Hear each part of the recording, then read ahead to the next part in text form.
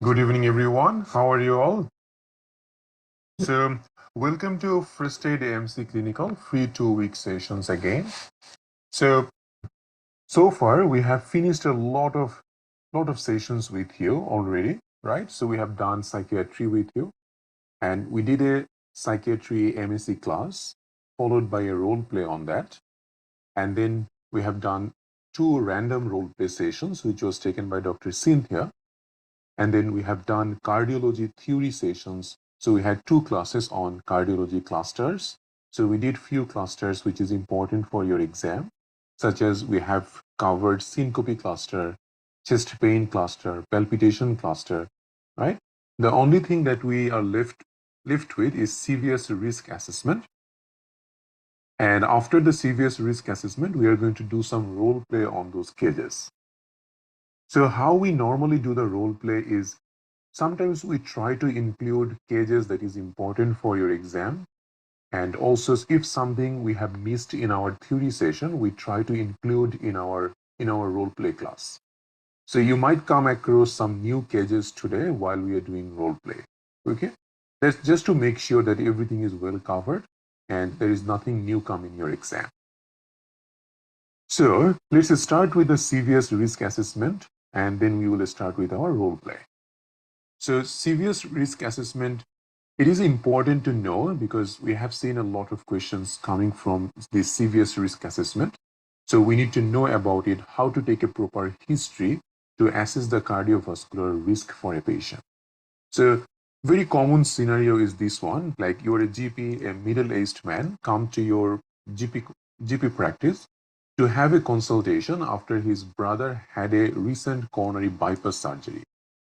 He is obese, no other past medical history. Your task is to take a focused history, and physical examination finding will be given on your screen, and explain what will be your initial management for this patient. So in your history, in this case, you're mainly focusing on cardiovascular risk assessment. So how you're going to start this case? First of all, always remember, if something is written on the stem about father, mother, or any relative that they're sick or unwell, always ask that how is your brother doing at the moment. Okay, it is very important that we don't just think that it is exam and we just need to pass this exam.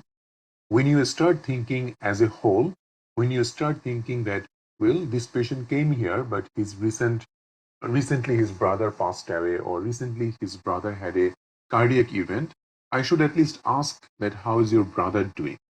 When you start thinking in that way, you are actually moving towards passing this exam.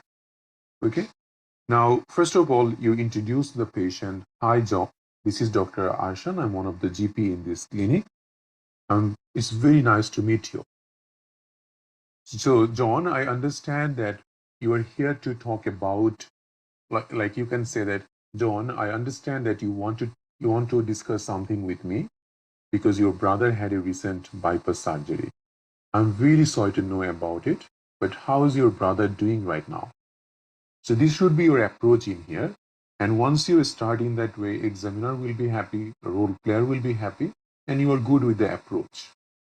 And then patient will say, yes, doc, he's doing fine now, but I'm very scared about also getting the same thing as my brother did. So I want to know what's my risk and what I can do to prevent this to happen. When a patient is like aware of such an important thing, what you should do, you should appreciate the patient. Say that, John, that's amazing. I'm really happy that you are here to consult about it. And I will discuss each and everything that I can do.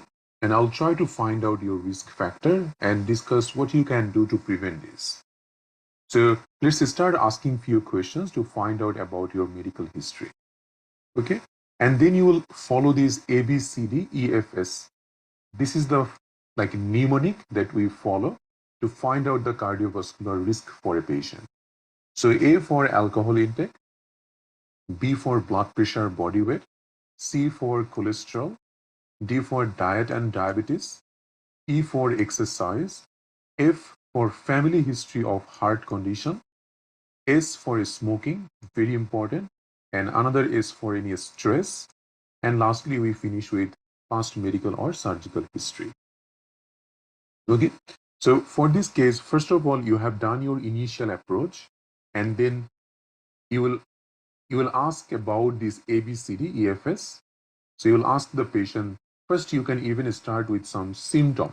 So is this patient having any cardiac symptom at the moment? So you can say that, well, would you tell me that are you having any symptoms of heart related condition right now, such as any chest pain, any difficulty breathing, any racing of your heart? Okay, do you get puffy or do you get puffed out very easily, especially if you do any exertion? So, and that's the very important risk of having a cardiovascular event. So ask about any symptoms such as chest pain, shortness of breath, racing of the heart, and does the patient get easily puffed out, especially after doing any exercise or any exertional work? Also find out any other symptoms, such as if the patient having any cardiac complications. So you can ask that any difficulty with your vision, any reduction of your urinary output, and do you get pain while you are walking? So do you get pain on your leg when you walk? So that's for PVD. So those are some of the cardiac or atherosclerotic finding that we can get in a patient. So for vision, we try to find out any retinopathy patient is developing. We are asking about nephropathy. We are asking about peripheral vascular disease. Okay. So those will be the symptomatic question for cardiac risk factor. And after that, you can start asking this ABCD EFS. So you can ask the patient, do you drink alcohol? And do you smoke? Have you ever had any high blood pressure? Okay. Do you know your body mass index? So BMI, you can ask the patient. Any high cholesterol? Do you have history of diabetes? How's your diet? Can you describe your typical daily diet for me? Do you do any exercise? Any stress at your home or at your work? Any financial issues? Any family history of any heart condition, except your brother? Any other past medical or surgical history? Okay, so this will be your history in this case. So if you understand what I am talking about, first you introduce with the patient, then you talk about that you are going to help the patient, appreciate the patient for coming here, then ask cardiovascular symptomatic question, then ask the risk factor, which is ABCD EFS, and then finish with past medical and surgical history. And in the physical examination, like if we need to do a physical examination on this patient, then what will you be looking for? We will look for, first we will do a general appearance. We are looking for any sign of high cholesterol, such as genital asthma, xanthoma, any corneal arcus. We're doing a quick peak count. So any pallor, icterus, lymphadenopathy, any edema, dehydration. Obviously, we will check the vitals and BMI. So that's very important. Vitals for high blood pressure, BMI for obesity. Quickly, we will do a CVS respiratory and abdominal exam. And then on the office test, we will be checking urine dipstick, blood sugar, and also ECG. And very, very important is that we need to also do a 5-yearly cardiovascular risk assessment. So there is a cardiovascular risk assessment chart. So this is the chart. And we need few information for that. We need to know if the patient having any diabetes or not. We need to know if the patient is a smoker or non-smoker. We need to know the age of the patient. And we need to know the systolic blood pressure and cholesterol HDL ratio. So these are the information we need to know before we can do this cardiovascular risk assessment. Okay. Now coming back, so this physical examination, it is a little bit difficult for you at the moment because it has all the systemic examination. And we are not going to discuss each and everything right now because throughout the course, it will be discussed how we do CVS exam, respiratory exam, and abdominal exam. And in that time, you will understand it.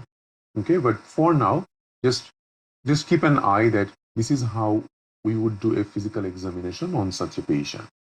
All right. So because most of you are going for online exam, It's not very important for you to know about physical examination finding from examiner, but let's say if there is a task that they are asking you, discuss what physical examination you are going to do with the examiner, and then a physical examination card will appear on the screen. If there is a task like that, then you have to explain what physical examination you are going to do in this patient. So in that case, you will have to discuss. Otherwise, most of the time you will get a card where every finding will be given anyway. Okay, so in this case, the card was not given. Like in this case, the cardiovascular risk chart was not available. So what will you say? You will say in here that from history and physical exam, John, I have found some of the cardiac risk factor in you, such as you have high blood pressure, your body weight is higher than normal, and you have diabetes, and your diet contains fatty food rather than healthy balanced diet. Also, you have been smoking for 20 years. All this can put you on some risk of having heart-related complication in future. Now, it depends whatever finding you get in your history. Not likely everything will be there. So whatever risk factor you get, just explain these are the risk factor you have. Then say that, but please don't get scared. We can still prevent any complications, especially related to your heart, by adopting a healthy lifestyle. So I would advise you to cut down your alcohol to a safe level, avoid smoking completely, try to maintain an ideal body weight. So you need to take a healthy balanced diet and do some exercise, ideally 30 minutes of brisk walking on most of the days of the week. And please try to avoid stressful work. Also, I need to arrange some baseline investigations for you, such as full blood count, checking your kidney, liver function, also your blood sugar level, your cholesterol level, and also organize an ECG on your heart to make sure everything is all right. Once that is done, we will put your blood pressure and your cholesterol on a cardiovascular risk assessment chart, and then I can confirm how risky you are and if there is anything else that we need to do for you. In between that, please continue doing those lifestyle modification, and I'm going to review you once these blood tests are available. I'll give you some reading materials about everything I have discussed, but at any time, if you get severe chest pain, especially left-sided chest pain that goes to your arm, neck, or jaw, and you also feel nauseous, vomiting, feeling dizzy, or excessive sweating, it means that you might have a heart attack, so you need to call an ambulance straight away. Okay, so this will be your cardiovascular risk assessment explanation. Any question, guys?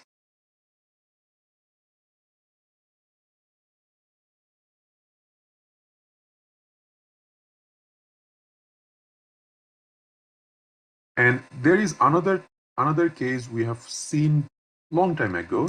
So you're a GP, a middle-aged 57-year-old man came for follow-up. He came previously after his brother passed away from heart attack 2 weeks ago.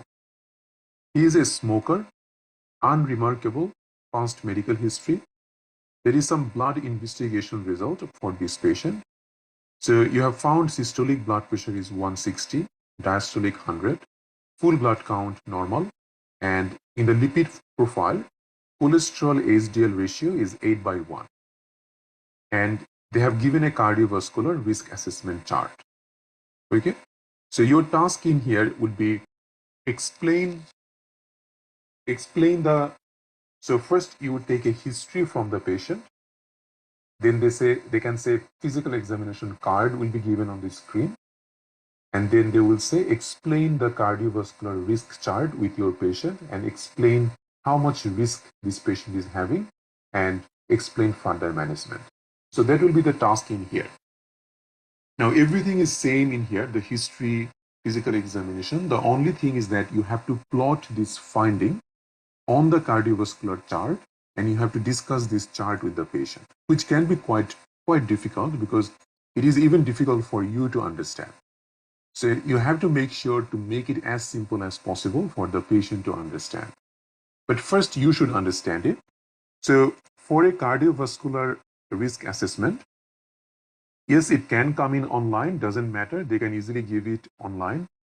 Now, but it is mainly, it's more common to come in face-to-face, but online, it's also not an impossibility that they can't give it to you. It's very easy to give it in online as well. So first of all, in a cardiovascular risk assessment chart, you have to find out that what's your patient. It's a 57-year-old man. So you know that this is the man group, and this is the people without diabetes, and you know your patient is a smoker, right? So 57-year-old, he is a smoker. So you're looking into this part. After you know, so now also you need to know your patient is 57, so this group, which means you're mainly looking at this part of the chart, right? So once you know that, you need to put the systolic blood pressure in the y-axis and cholesterol HDL ratio on the x-axis. Now you also need to understand a little bit detail about it. Most of you have done this chart in your MCQ exam, but maybe many of you didn't. So let's discuss the basic of this chart. So if you see in here, you can see that 120, 140, 160, right? And 179. So these are the value given as systolic blood pressure over here. Now, always remember, let's say we're talking about this box. So what is the highest systolic blood pressure you will put in this box? Is it 120? Is it 140? Is it 130? What do you think, guys?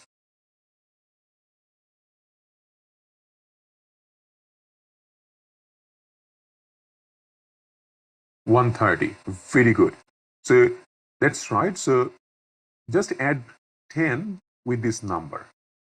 So this box, you can put up to 130 systolic blood pressure in here.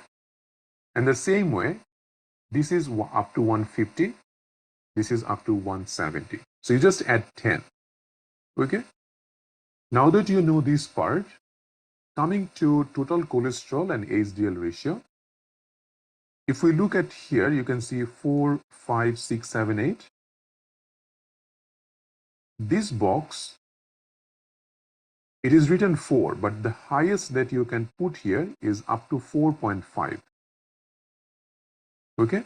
Same in here, it's written as 5, but highest you can put here is 5.5. Same in 6.5, 7.5, 8.5, in that way. Is this clear for everyone?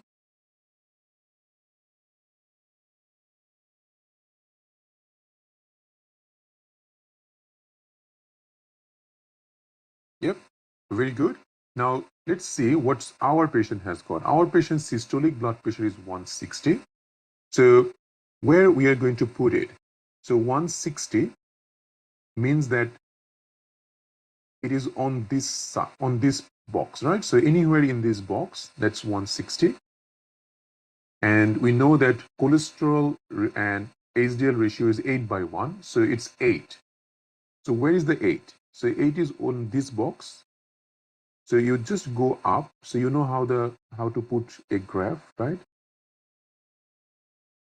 So this is the red box where the patient risk factor is falling now.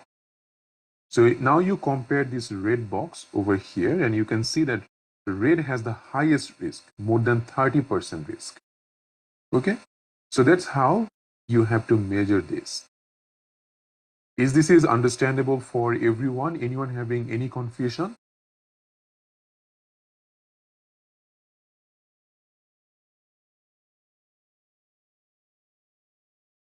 And one tricky part is that sometimes they can give you the marginal number. Like if they give systolic blood pressure 130, always go to the next box.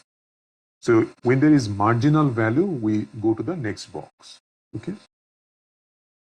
So for 5.9, right? So up to 5.5 will be in this box. So 5.9 will be in here.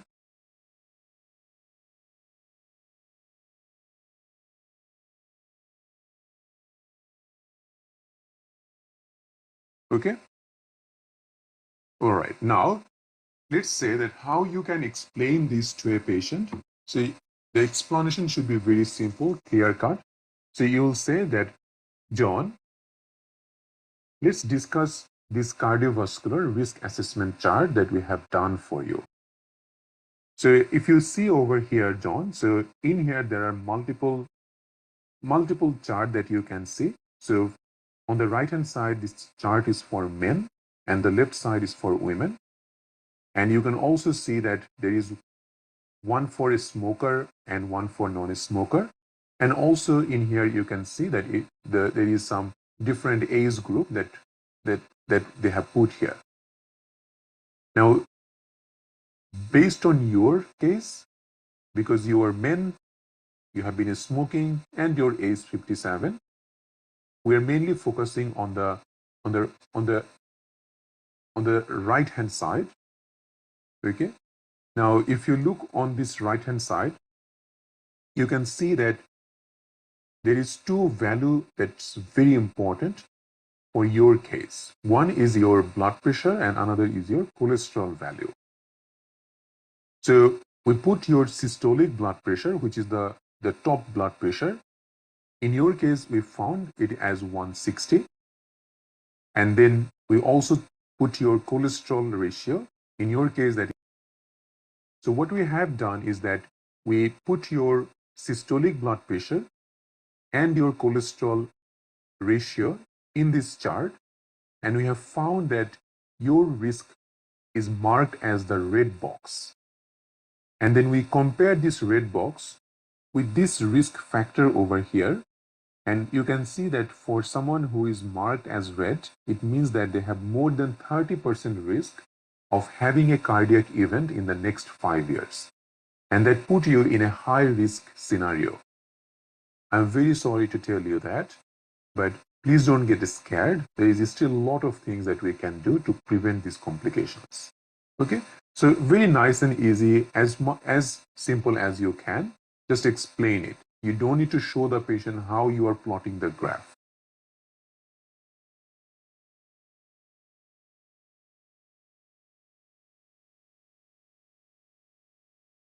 And let's see, Dr. Ethan, for systolic blood pressure, 130 is higher box. So let's say we're talking about this box. Up to 130 is what we can put here as part of blood pressure. And as part of cholesterol, for this box, it will be up to 4.5.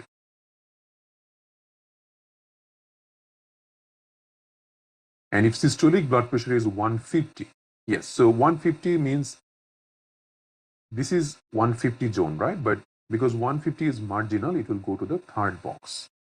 That's right, Dr. Tanjina. And if we do 130 and 5.5, so 130, because it is marginal, so it will be on the second box. And then 5.5, this is also marginal, so it will go to the third box. Okay, so you will move up like this.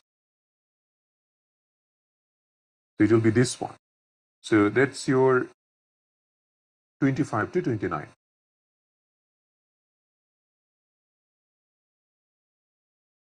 Perfect.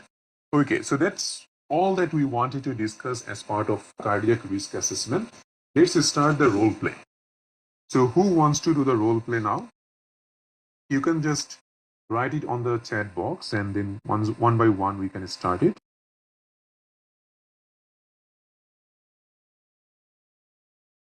And I would recommend to do the role play of someone who hasn't done it in the last sessions. So we always allow the new people to do the role play with us. That's the first priority, because if just one candidate doing role play multiple times, that actually doesn't look good. And I always invite new candidates to do the role play as much as possible. So new candidates first, and then if new candidates are not interested, then we go to the previous students. Okay.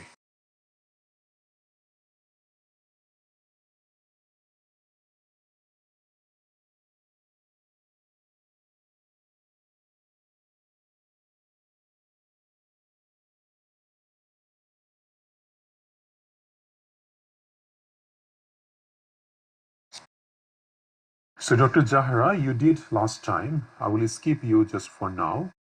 Next is Dr. Ayush. You haven't done with me as far I remember. So, Dr. Ayush, you can start now. Hello. Yes, Dr. Ayush, how are you? Yeah, I'm good. Hello, I'm Dr. Ayush. I'm one of the doctor in this department. Yeah. So, Okay. am I starting or? No. So I'm going to give you a case and then you're going to start. Okay. Okay. Have you done any role play so far, Dr. Ayush? Oh, actually, I work in hospital as a patient care assistant, and I look after as a patient sitter. And so basically, I see the doctors talking. So I'm not, I haven't done anything, sir. Okay. In that case, Dr. Ayush, I would just advise you like to allow the candidates who are preparing for AMC clinical to do this role play. Okay. Yeah, I'm also preparing for AMC clinical.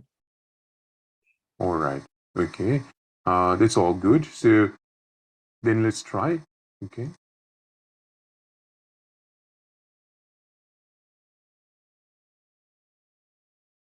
Just give me a moment.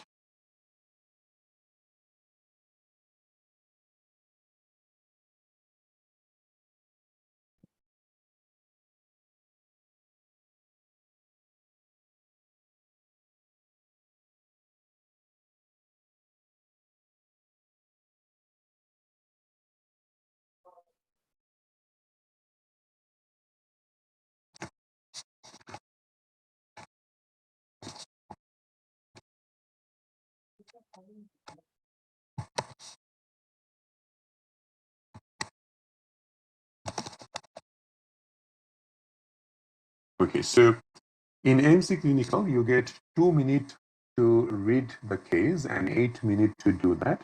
So we'll be giving you 1 minute to read the case and 7 minutes 30 seconds to do the role play. Okay. Yeah, sure. Once your 1 minute is done, I will ask you to start. Yeah, sure.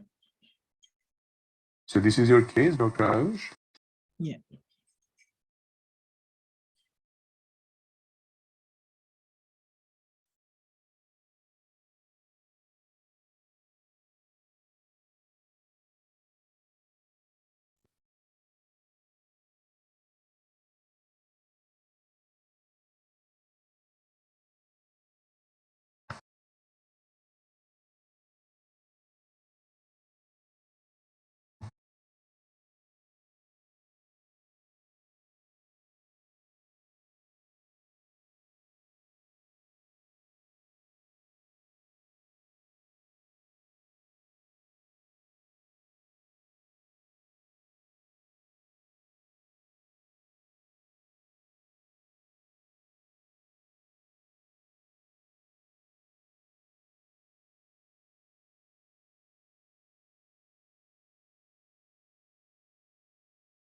All right. So this is your patient, Sarah. You can start.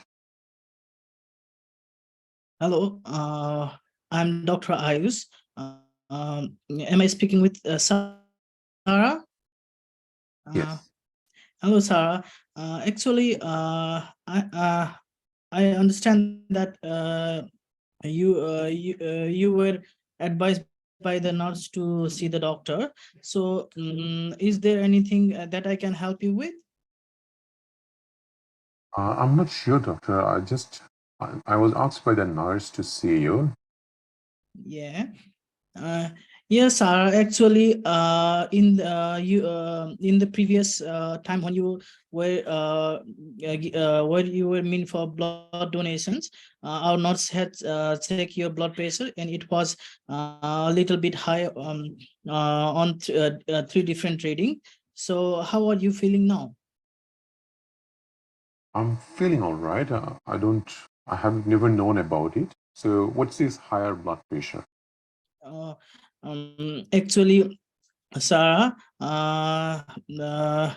your the blood pressure that is the blood that flow in the vessels. It's it's generally exert pressure, so it's a little bit high on your side. So is it okay if I ask you a few questions to have a better understanding of your health? Yeah, doc. But what's vessel? Or it's like a tube, the tube running in our body. Okay, all right. That makes sense. Thank you. Mm. Thank you, Sarah. Sarah, by any chance, do you have any symptoms? No, no, To be specific, do you have any headache, no, chest pain, no, racing hearts? no, Mm. And do you have any sweating, no. tremor? Hmm?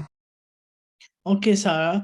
Um, and Sarah, by any chance, have you been diagnosed with any medical condition in the past? No, doctor. Any like heart disease? No. Okay. And are you taking any medications for anything? Uh, I'm just, I'm just taking an oral contraceptive pill. That's it. Nothing else. Okay. And by any, I'm going to ask you a few questions regarding your personal history. I mean that by any chance you do smoke, Sarah? No, doctor. Any any alcohol intake? Just occasional. Occasionally. Can you please tell me how much alcohol do you take in occasion? Just 1 or 2 glass of wine. Okay. And it's in a week or a day? Um, Maybe just during the weekend, doctor. Okay, that's good, Sarah. And can you tell me that how much exercise do you do? I try to do exercise almost every day, as much I can do. Okay, and what about your diet? I try to eat healthy. Okay, and Sarah, I want to ask one thing. Has anybody in your family has been diagnosed with any medical conditions related to heart? No, Okay, and Sarah, is there any stress in your life? no. Any specific like what do you do for a living? I'm still studying. Okay, and can I ask bit questions uh, how is your uh, like studies going? Yeah, it's all right. Any recreational drug that you use? No. Okay, thank you so much, Sarah. Now I would like to examine your I would like to examine you, and as well as I would like to examine your vitals examinations and your cardiovascular examinations, your abdominal examinations, and your respiratory examinations. Will that be okay with you? Yeah. Mm. Okay, so I can see that your your cardiovascular examinations as well as your respiratory examinations and your abdominal examinations are within the normal limit.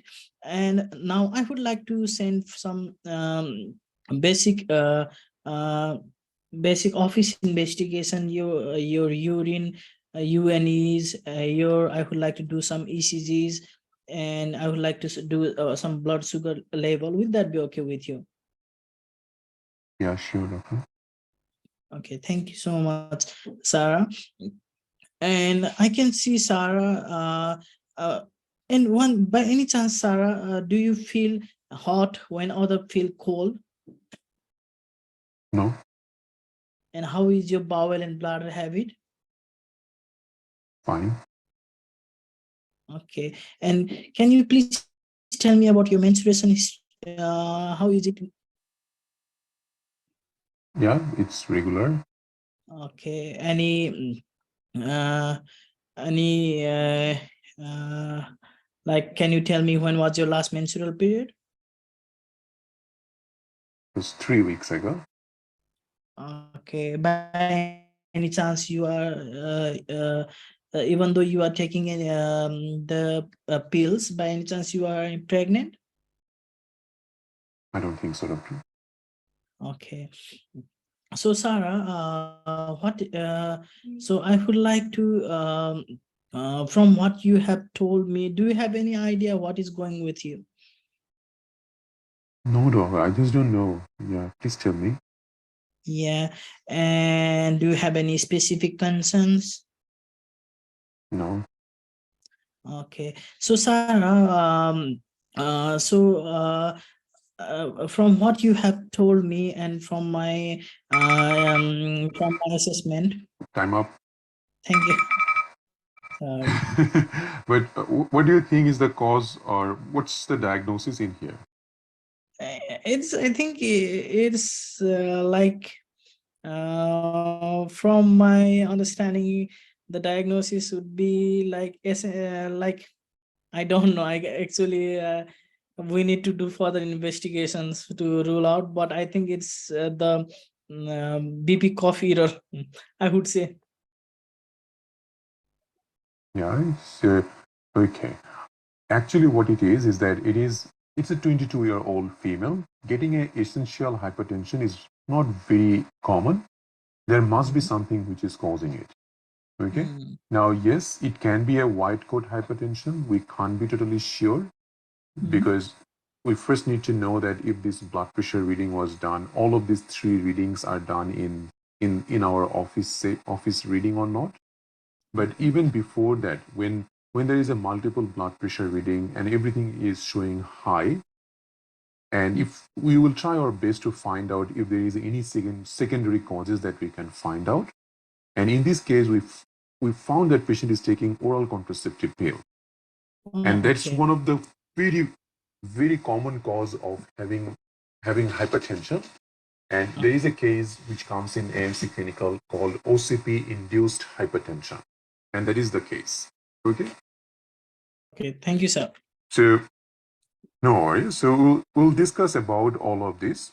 Now, obviously, we can't be totally sure that if it is a white coat hypertension or not. So if we want to rule that out, we can ask the patients to do few things. One, that we can ask the patient to come again, and then again, maybe next in a week time, we will check her blood pressure again to see that if it is still the same. We can also ask the patient to get a BP machine at home and check it when she's relaxed, and then we can compare the office BP and home BP. If she can't buy the BP machine, we can even organize a ambulatory blood pressure monitoring for her, which is a 24-hour blood pressure monitoring device. Patient will just put it on for one day, and that will give us an average reading. What like that that ambulatory blood pressure will monitor her blood pressure throughout the day while she is working, while she is sleeping, and that gives an average blood pressure reading. So in that way, we can also rule out white coat. But when we already got a specific risk factor, we will be mainly focusing on this, not too much with the white coat, but we can keep it as one of our differential diagnoses. In case even after stopping the oral contraceptive pill, still her blood pressure is high, that will be our next choice would be to think about a white coat. Okay. All right. So it was not bad, Dr. Ayush. For you must be beginner. For a beginner, you have asked quite a good information, good history from this patient. So I was impressed. And it will obviously take a lot of time, lot of role plays to do the full thing in the appropriate time. So as you can see that you will run out of time if you take a long history. And if you need to think a lot that what you're going to ask next, then you will obviously run out of time in exam. So you have to know in your head that what questions I'm going to ask in this patient. Okay, and that what you should think in your that 2 minute time outside. At least if you can think about some of the differential diagnosis and what are you going to ask in the history, then that's what's most important. In that 2 minutes, you can change everything. You can actually be very well prepared about this case. So you know that this is a hypertension. So what you need to do in history is that you want to rule out all the secondary hypertension causes. So what are the causes of secondary hypertension? That's called trackpads. So under trackpads, we have got hyperthyroidism, we have got renal artery stenosis, we have got coarctation of aorta, so that's A, C for Cushing disease, and then we have got K for kidney problem, which include chronic kidney disease or polycystic kidney disease. And then you have got P, pheochromocytoma, A, hyperaldosteronism or Conn's syndrome, D for drugs. In these drugs, you have got oral contraceptive pill, you have got NSAIDs, and you have also got long-term steroids. And then there is S for sleep apnea. You can also keep a stress in here as one of your differential. Okay, so this will be your secondary cause of hypertension, which you are supposed to rule out in this case. So let's discuss this one. So I will update this note in your portal because we have added this case in your portal as well. So for hypertension, it's the same case. We know about the trackpads now. So in the history, first of all, you introduce with the patient, your HOPC is high blood pressure. Now introduction should be a little bit better in here. So you always start like, hi Jenny, this is Dr. Arshan. I'm one of the GP in here. Nice to meet you. Jenny, I understand that you are here for a blood donation. That's wonderful. I really appreciate what you are doing. Now, Jenny, my nurse found that you are having some high blood pressure on multiple readings. So that's why she wanted me to see you. Are you feeling all right now? Are you comfortable? Yes, doctor. Well, now, have you ever heard about have you ever had this before, like high blood pressure in the past? No, doctor. Currently, are you having any symptoms such as chest pain, shortness of breath, racing of the heart? Any problem with your vision? So that's for hypertensive retinopathy. And any leg pain while you walk? That's for peripheral vascular disease. And then we rule out secondary causes. So for hyperthyroidism, any recent change in your weather preference, any change in your bowel habit or body weight, any lump in your neck. For renal artery stenosis, chronic kidney disease or polycystic kidney disease, so that will be included in one differential. How is your water works? Have you noticed any reduction of your urine output? Then for CKD, we are asking about any headache, frequent leg cramps, any swelling in your body. For polycystic kidney disease, any lump or bump on your tummy, any family history of any kidney condition. Then for Cushing syndrome, have you noticed any change in your face? So you know that they get moon faces, any muscle weakness or easy bruising. For pheochromocytoma, any episodes of headache, flushed face or excess sweating. For obstructive sleep apnea, do you feel fatigued or tired in the morning even after having a good sleep at night? Anyone complain that you snore while sleeping? For female patient, we are supposed to ask their 5P. So just ask about when was your last menstrual period? Are you on any contraceptions? And is there any chance that you can be pregnant? Okay. Then ask about SADMA. So do you smoke, drink alcohol? Are you on any medication? Any recreational drugs? Ask about some of the cardiac risk factor that you have just learned. So remember that A, B, C, D, E, F, S. In that A, B, C, D, E, F, S, just ask few questions. So you already asked alcohol. You will find out about the body weight and blood pressure, cholesterol, diabetes, and diet. So ask a little bit about how is your typical daily diet? Do you follow healthy, balanced lifestyle? Ask about the exercise. Ask about any family history of heart condition. Ask about the stress. Okay, so those will be cardiovascular risk questions. And lastly, finish with any past medical history or any other family history of any chronic condition. Okay, so this will be your main history in this case. After that, so they might give you the physical examination card. Everything usually will be normal here, and explain the patient that thank you so much for all the information, Jenny. From history and physical exam, most likely you have got hypertension, which is having an increased pressure in your blood pipes. Do you know about it? No, doctor. Well, please don't get scared because it is not an uncommon condition. Most of the time, we can't find out any underlying cause of having a high blood pressure. But in your case, I'm suspecting that it might be due to the oral contraceptive pill that you are taking for the last few months.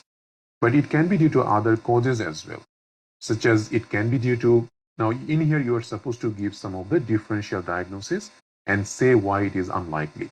Like you can say in here that it could be due to some hormonal disturbance, but you don't have any change in your bowel habit or body weight, so it is unlikely. It could be some kidney problem, but you haven't noticed any change in your urine. You haven't had any kind of symptoms related to kidney problem. Okay. It could be also someone when they snore at night, it can increase blood pressure, but you don't snore, so it is unlikely as well. But still, I would like to organize some basic blood test to rule out any of these conditions and also to see if you have developed any complications for this high blood pressure. So we'll organize full blood count, liver function test, kidney function, thyroid function, and the blood sugar level.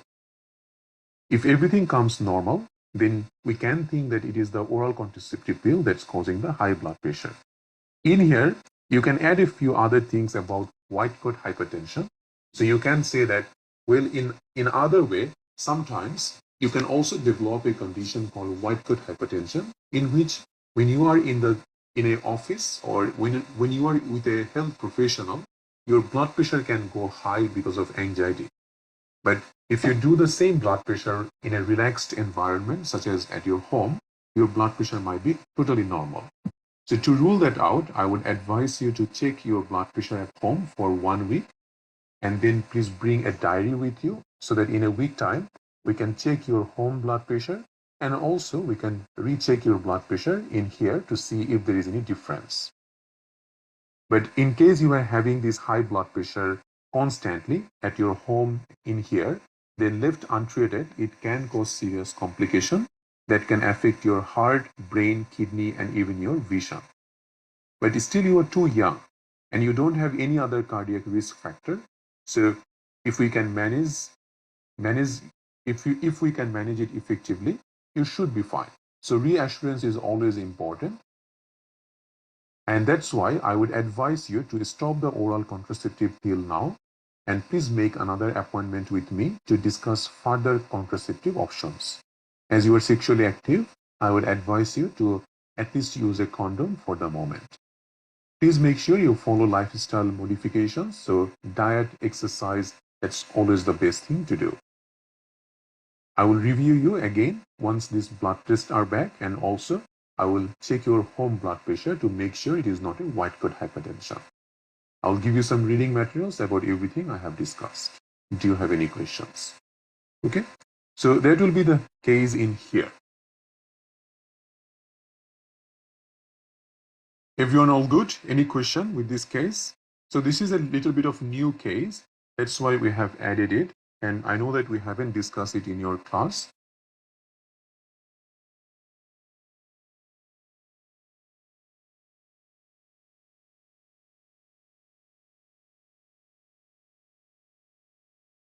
And yes, now ambulatory monitoring you can do if patient doesn't have, if patient doesn't want to do the home blood pressure, then you can do it.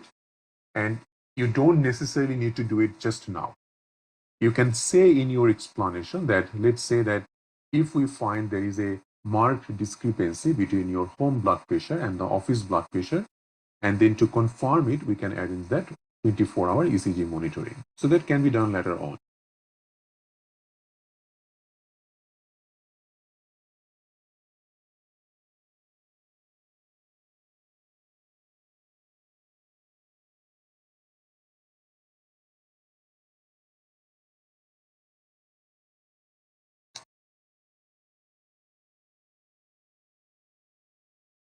Now, this is a good question, Dr. Afsan. What is the treatment option for, let's say, if a case come with hypertension and we have to prescribe medication?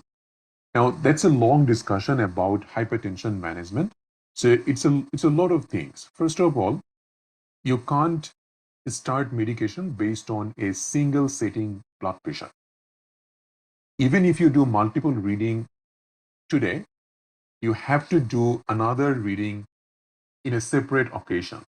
So you'll have to bring the patient, let's say that in a week time, to do another blood pressure. And if on multiple occasions, at least 2 to 3 multiple occasions, blood pressure is high, then you can confirm that patient having hypertension. And then comes the medication part. Everyone will need a lifestyle modification advice, but few of them. So you will use the cardiovascular risk assessment for this patient, and you will find out also what is the grade of hypertension. So we divide grade mild, moderate, and severe hypertension. So if you open up your John Murtagh, you will find out the exact value of mild, moderate, and severe. So in case of mild hypertension, and if the patient's cardiac risk factor is less, like low, in that case, you can just ask the patient to continue the lifestyle modification for at least 3 to 6 months. Okay. And then if it's still patient having high blood pressure after 6 months of lifestyle modification, then you can start a single antihypertensive. So anyone, ACE inhibitor, ARB, you can try calcium channel blocker or thiazide diuretics. Okay. Now, let's say if a patient having high cardiac risk factor, so patient cardiac risk factor is high, and also you can see patient's blood pressure is high, like severe. So if we say that if it is more than 180 systolic and diastolic more than 110, for that patient, you can immediately start the medication. Okay, so if a patient's cardiovascular risk assessment says that patient is high risk and blood pressure shows severe hypertension, you can start the patient immediately. Okay, and it's a good idea just to reassess it maybe even next day to check their blood pressure to see if it is still high. But that's the one case where you can start blood pressure medication immediately. So in between these two, what are you going to do? In between those two, that means for medium hypertension, again, you can try the lifestyle modification for at least 3 months, and still blood pressure is high, then you can start the blood pressure medication. Okay. So give a read on John Murtagh hypertension chapter. That will make a lot of sense about the management.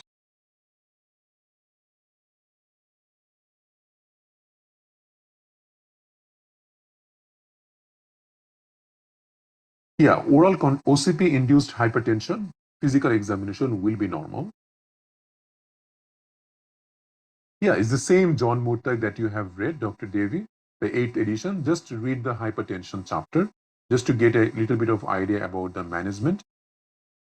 And 5P we will discuss in our gynae class. Okay. All right. Moving on to the next role play. Who wanted to do next? So, Dr. Hazem, I think you wanted to do.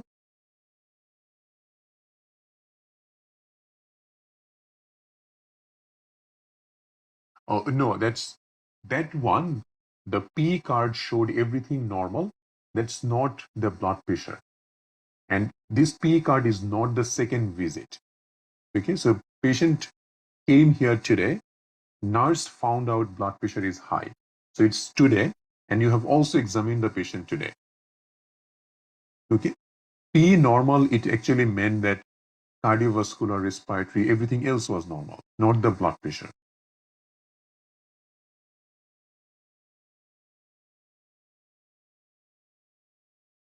Okay, so Dr. Hazim, you can unmute yourself. Just do another case. Hello, Dr. Akshan. Yes. How are you, Dr. Hazim? I'm good, thank you. Good. Okay, let's do this case. I'll just give it to you. Just 1 minute.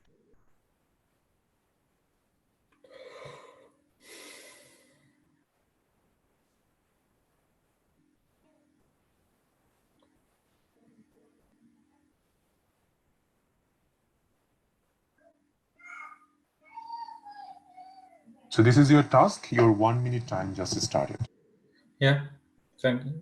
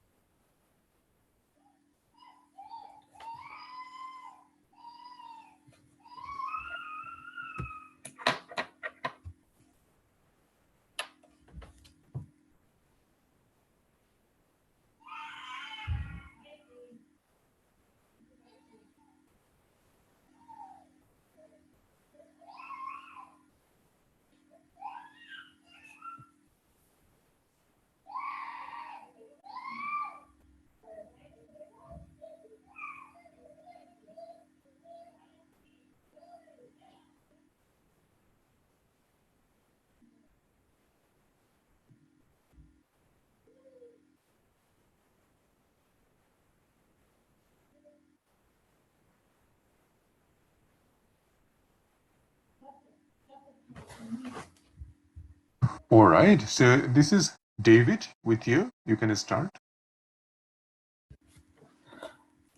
Hello, David. How are you? With you, Hazem. I'm one of the doctors. How are you doing today?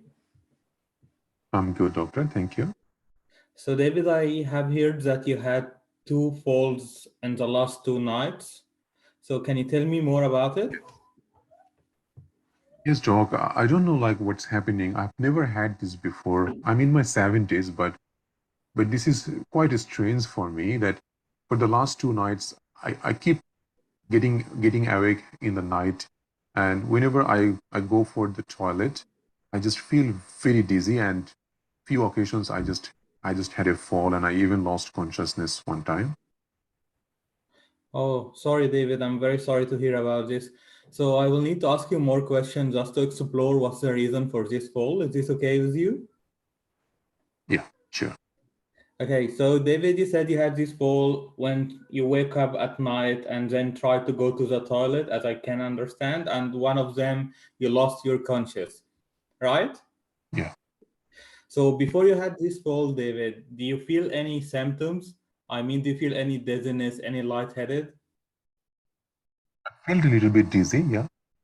Okay, do you feel any chest pain or any heart racing? No, Okay, so when you had this fall, did you had any head strike? no, Okay, any injury all over any part of your body? no. Okay, that's very good. Okay, so David, I just want to ask you something. So you had this fall before you go to the toilet and do the micturition, or you had it while you are doing the weaving, like while you are doing the water work? No, doc. It was just like whenever I tried to get up from the bed, then I had this fall. I Okay. couldn't go. Have you ever had this type of fall before? You told me you didn't. This is the first time you had it for the last 2 days. Yeah. Okay. So David, do you smoke? No. Do you drink alcohol? Just occasionally with my friends. Okay, do you take any specific drugs, like recreational drugs? No, doc. No recreational drugs. Do you live alone at home or with someone? Alone at home? Alone at home? Okay. So do you have Yeah. any medical history of any condition like high blood pressure, any problem with your heart, any diabetes? I have high blood pressure, but I take this one pill called Ramipril, and it is quite well controlled all the time. Yeah. So in the last few days, David, have you had any flu-like symptoms or any infection? I don't think so. Did you have any diarrhea, any vomiting? No, Nothing you noticed like this? no. Okay. So do you take any other medication other than the Ramipril? Yes, I take one thing called vitamin D, Yeah. and also I take statin and aspirin. Okay. So David, do you mind if I went to the examiner just to ask him about the examination card? Yeah, sure, doctor. Thank you.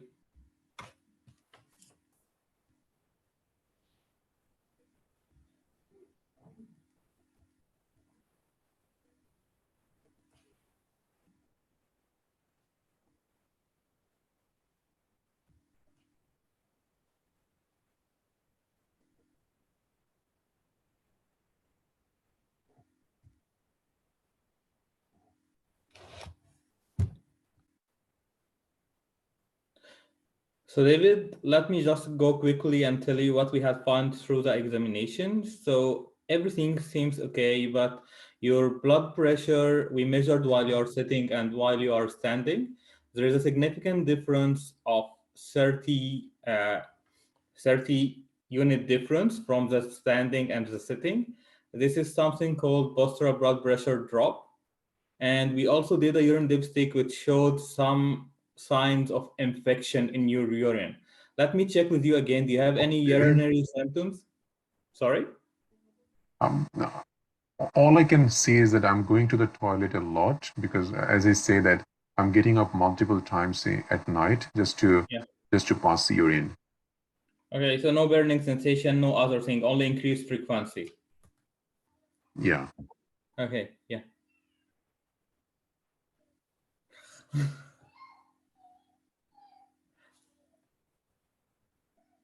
Yeah. Okay, so David, from the examination and the history you told me, I think that my provisional diagnosis is that you had the postural blood pressure drop. And do you know what is this? No, doctor, what's that? Okay, so usually our blood pressure should be stable while we are sitting and standing, but with old age, some of our body receptors that are responsible to regulate our blood pressure gets weakened when we get old. So they will not help with pumping the blood to your heart. At this moment, when this happens, yep, the blood supply to your brain and your heart will be much decreased. That's why you will feel the dizzy spell, and that's why you will feel also the loss of conscious that you had after the fall. I think this is mainly participated by the urinary symptoms that you had, which is mainly a urinary tract infection. And this is the reason that you are having this postural blood pressure drops in the last 2 or 3 days. Are you following me, David? Do you That have any makes questions? sense. Yeah. No, doctor. I'm fine. Thank you. At least I Okay. know why I'm getting the fall. Yeah. So there's no management, there's no investigation in this station, right? Just okay. So for the differential diagnosis, this is my most this is my provisional diagnosis. But other than this, I actually would suspect micturition syncope, but you had the syncopal attack before you went to the toilet and do your wee.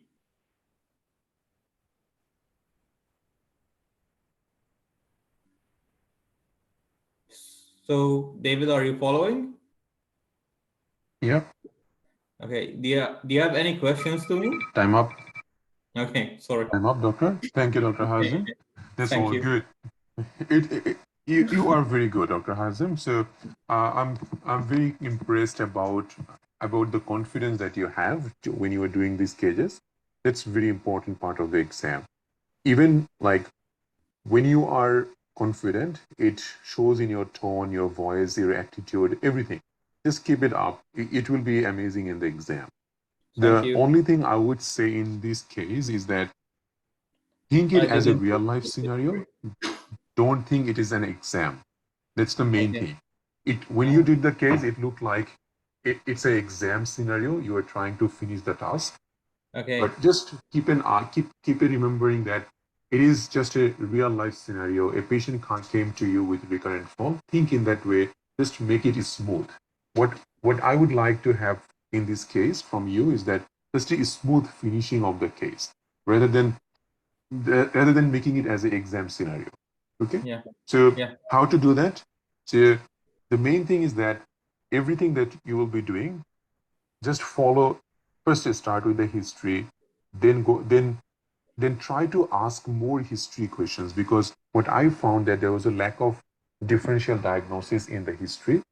What happened that first you find out about the fall and then went to smoking, recreational drugs, living alone. So what happened is that there is initial part in the history, and then there is a lack of middle part, which was mainly all the disease and causes, and then you did a good one in the last questions, which is SADMA and all of those things. Now, beginners or those who go for the first time in the exam, they exactly do the same, because of the exam pressure, they obviously know how to ask a history of presenting complaint, but they forget about the DD part a lot, and all they can remember is the smoking, alcohol, all those things. The middle part is difficult to remember, and in a nervous scenario, that's the thing that most of the candidates forget about. So I would like you to just think a little bit more differential diagnosis and causes. Try to ask more questions. That will be really good. The card, how you did the card, that's exactly, I would recommend everyone to do it. First read it and then explain the finding. That will be also a good idea. Rather than reading it loud to the patient, give diagnosis and DD with reasons with the patient. So in this case, your diagnosis is correct. It is a orthostatic or postural hypertension, and sometimes, and in here, it could be exacerbated by the UTI the patient has got. How UTI is related to postural hypertension? Anyone can explain?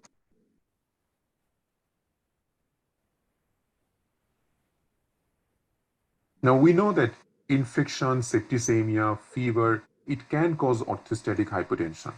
Yes, Dr. Lavanya, very good. That's the thing. Remember, I said that I'm going to the toilet more than usual. So when you are having frequent urination, you are losing your blood volume and you're getting dehydrated. On the top of that, this patient is on a blood pressure medication.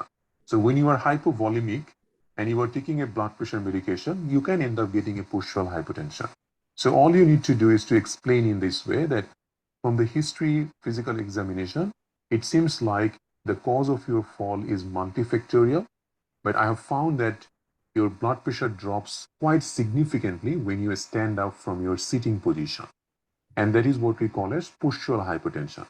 There might be a lot of reasons behind it, but in your case, because you have told me that you are going to the toilet more than usual these days, and also your symptoms correlate with that, and I have found that you have got some infections in your urine, and that's most likely the cause of drop of the blood pressure. Because you are going to the toilet more than usual, you are losing your blood volume, and on the top of that, you are taking a blood pressure medication that's making your blood pressure to go down. And it happens more frequently if you change your position abruptly. And that's what you're getting most likely. So please don't get scared about it, because it is treatable. We are going to give you some antibiotic for the infection, and most likely you should be fine. If you're feeling a bit dizzy for now, you can withhold your blood pressure medication for now. And once your infection is better, we can restart your blood pressure medication. Okay? So, And Dr. one of the Arshad, other thing, very good point. Yeah. So in this scenario, the task was only differential diagnosis and reason. Should I do also counseling and brief something about the management? It doesn't matter. If you don't do the management, they are not going to fail you for that. But If to I wrap did up it the also, okay. yeah. Okay. So you like a very huge explanation of the management. Just to wrap up your case, you can just do it. Okay. Okay? Yeah. And one of the other thing Dr. Warreni picked up, very good, BSL-4. So BSL-4, it doesn't fulfill the criteria of hypoglycemia. We say that if blood sugar is less than 4, it is hypoglycemia. But obviously you should, it's not just can, you should say that there is a likely chance that if you ask me in here hypoglycemia question that by any chance did you skip your meal that night, I would say yes, because that was also a finding that I was supposed to give it to you. So Right.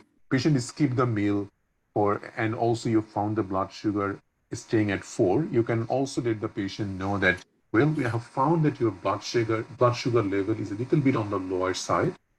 I would advise you not to skip your meals at night, and also make sure you are having a good snacks in between your meals and have 3 meals in a day.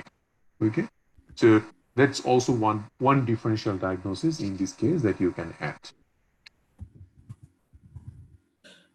All right. So Can can I in ask necessary questions after the physical examination card, or I shouldn't? you can. That's not a problem, because Okay. many times what happens that you can miss a very important point. And if you just skip that part, then they are going to fail you anyway. So if you have found something on the physical examination part, then yes, you can go back and ask that questions. It's fine. Okay. Okay. Thank you. No worries. Thank you, Dr. Hazem. Thank you, So Dr. for this case, it is a recurrent fall case, as we have discussed in our class. And I'll just show you guys that what are the differential diagnoses we are supposed to ask here. So remember that what are the differential diagnoses or causes of recurrent fall? Polypharmacy. So when Dr. Hazem asked about Ramipril or medication, he can also ask that by any chance you might have increased the dose of this blood pressure medication, or any recent or any new medication added recently, because polypharmacy can be a cause of postural hypertension. And for postural hypertension, we are supposed to rule out all these: fever, vomiting, diarrhea, any, and also bleeding or medication. Vasovagal syncope, not very important for this case. We also ask CNS related question, CVS related question, which Dr. Hazem asked. Shouldn't forget about diabetes like hypoglycemia. So did you skip your meal? Electrolyte abnormality, anemia. So do you feel fatigued or tired these days? Home situation is very important. In every recurrent fall case, you should not forget about any loose carpet at your home, any poor lighting. So just find out how is the home. And also we can ask about vision, hearing, and joint problem. Okay. So these are the differential diagnosis questions that we are supposed to ask here. But whenever you get something specific, like when you have found that patient saying that I have never had it before, and for the last 2 days, I'm waking up multiple times at night. You need to find out why this patient is waking up multiple times. What's happening? So ask a little bit more, that is there any reason that you are waking up multiple times? Patient will say, yes, doc, I had to pass urine, or I'm having a multiple urination at night. Then you know it's an increased frequency. So ask a little bit of UTI questions, because fever or infection is one of the DD of recurrent fall also. Okay, so ask about burning discomfort, any abdominal pain. Ask about, let's say, ask about any nausea, vomiting. So all the UTI questions you can ask as well. Okay.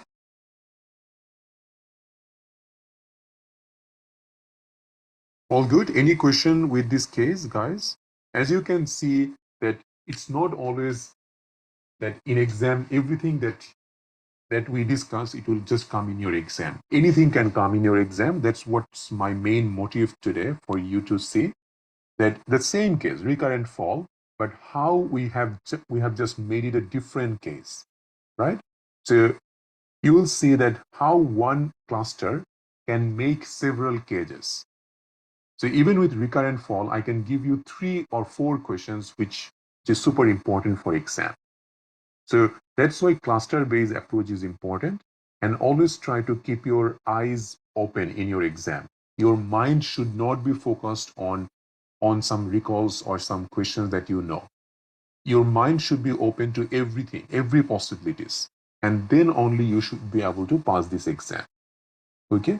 Don't just think that, well, I know that there is a case which is important for exam, which is recurrent fall due to polypharmacy, or recurrent fall due to diabetic complication.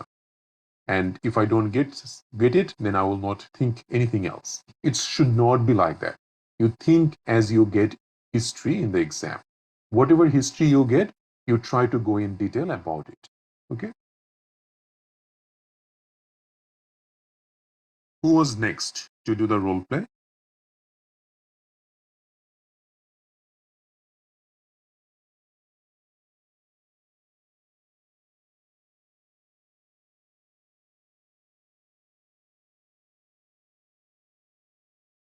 Dr. Rubina? Okay. Yes, you can unmute yourself. Now, a few other questions, Dr. Afsan. Do we have to check hemodynamic stability in every case or just acute cases? Just acute cases. Situational syncope, when patient with BPH and is training, can we put in DD? If the patient say that patient was mixed, like urinating and then felt that syncope or had the syncope, then we can say it is a situational or micturition syncope. Okay, that can be a DD. If you want to put it, that's fine. There is no problem. Dr. Rubina, you can unmute yourself. Okay, doctor. Thank you. How are you, Dr. Rubina? I'm good. How are you, sir? I'm good. Thank you. Okay, so let's do this one. So this is your case. Your 1 minute time started.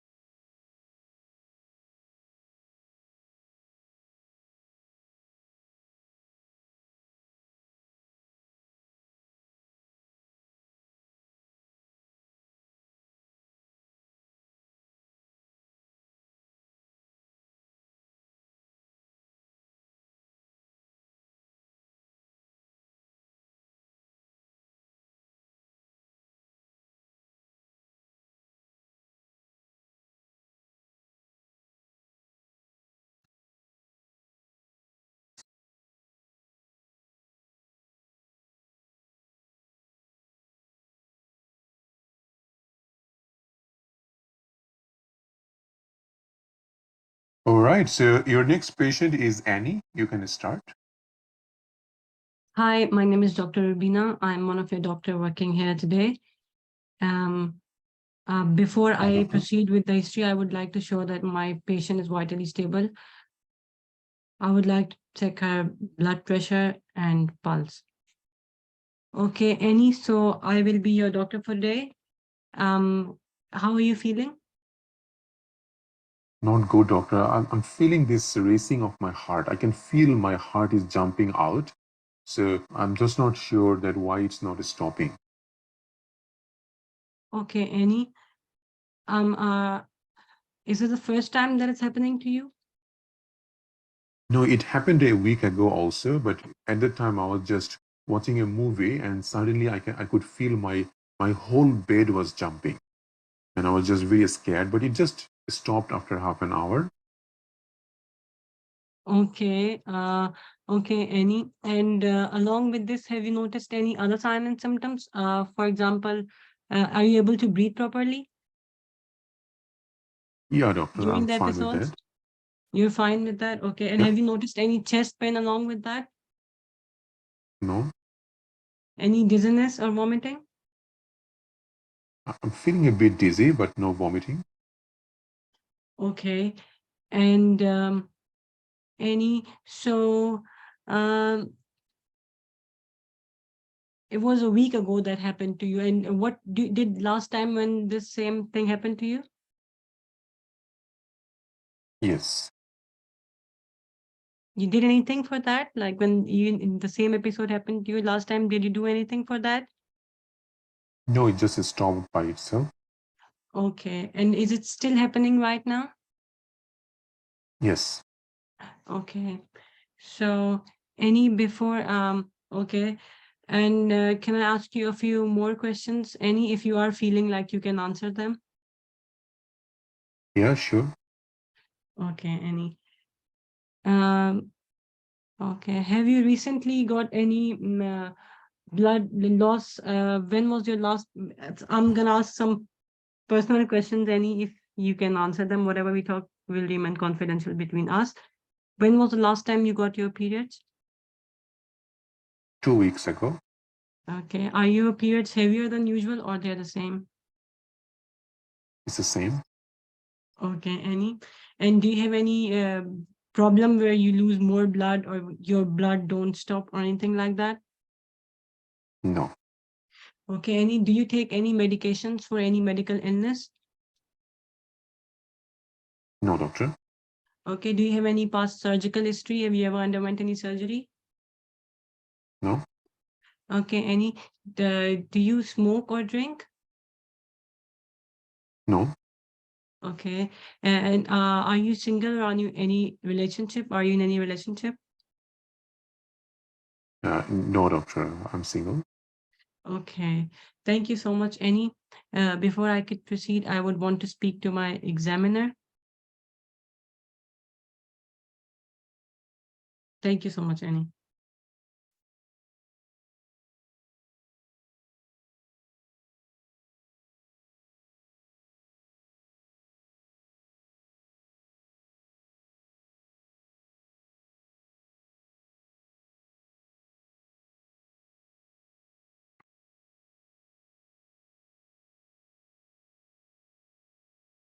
Okay, thank you so much. Do I need to explain this to the examiner or the patient? Okay, dear examiner, my patient Annie, who has presented to me with the complaint of racing of heart for the past 2 hours, from the ECG, I can see the ECG. From the ECG, I can see the heart rate is lying some the rate. I am not sure about the rate, but the rhythm is irregular, and I can see P wave, and most apparently it looks like that this is atrial fibrillation to me.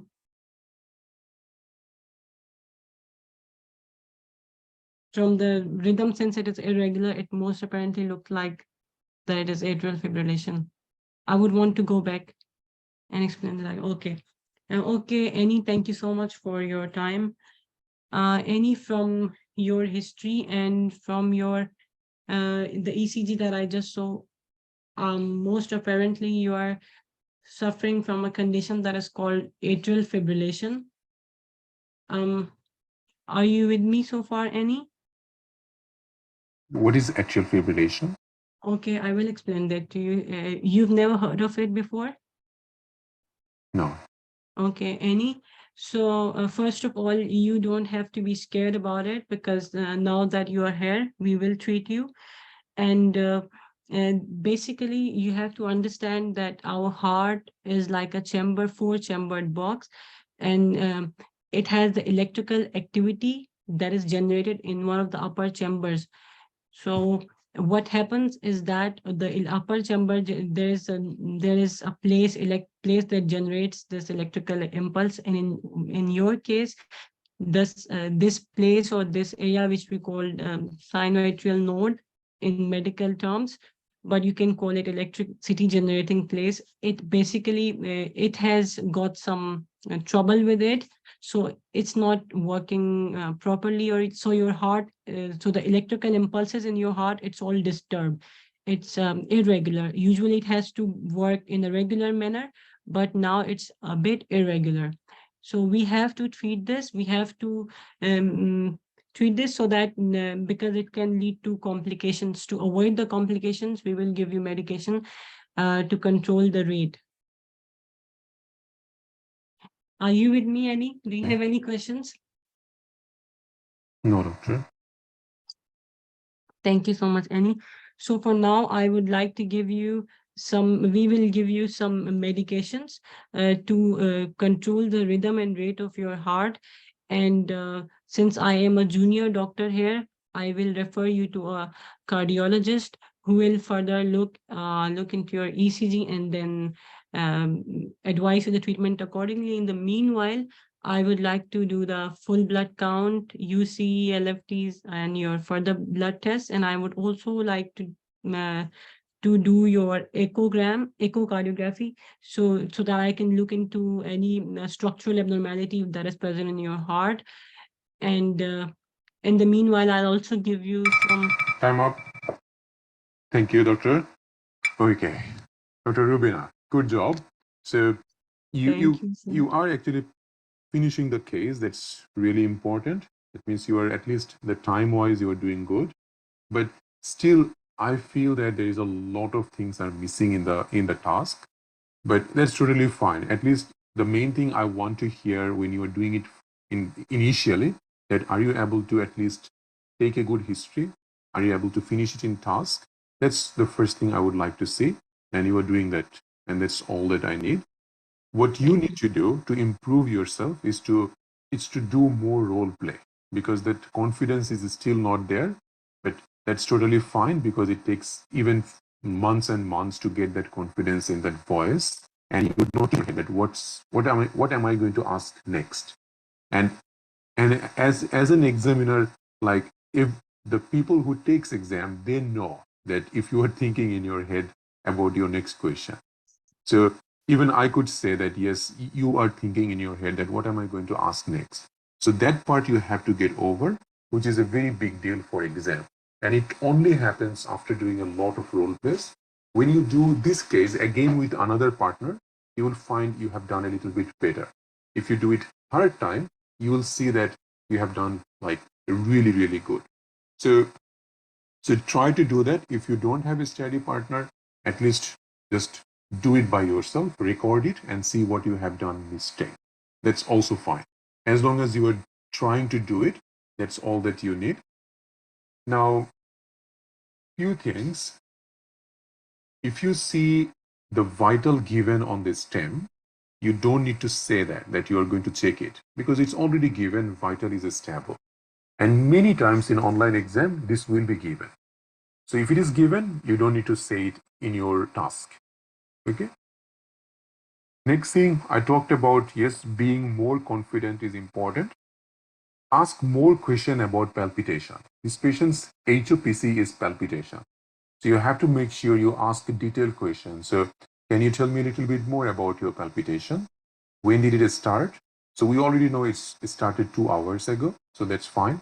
We want to know that what exactly were you doing when this started? Did it start suddenly or gradually? Is it for the first time? Patient says no. Then ask a detail about the last episode. And then this time you can ask that, okay, along with this palpitation, are you having any shortness of breath, any chest pain, dizziness, which you have asked. And then what you missed is all the differential diagnosis.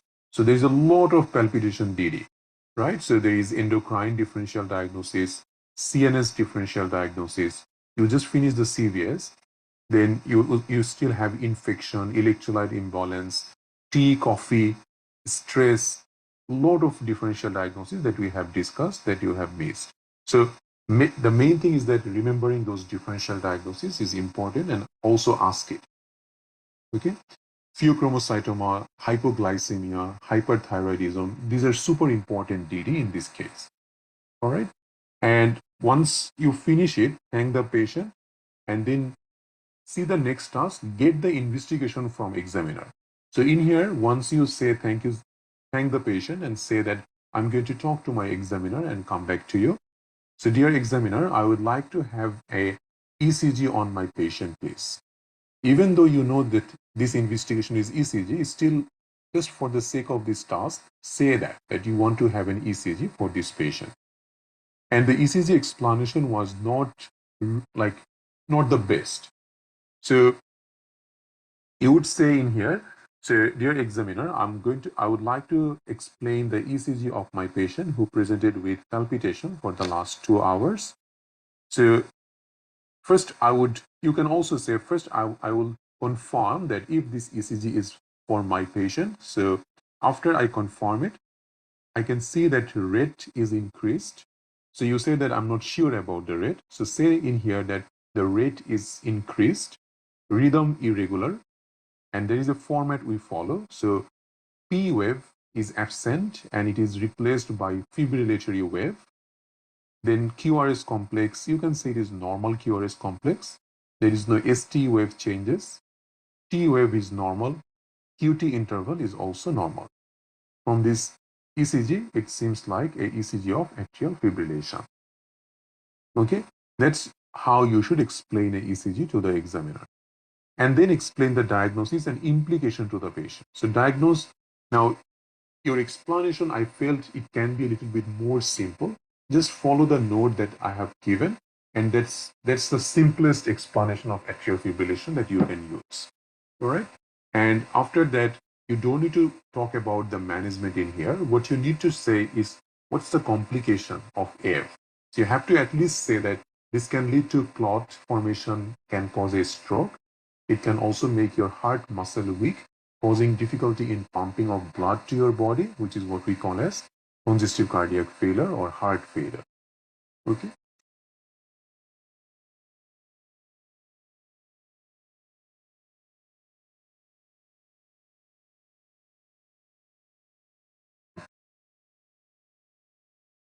All good.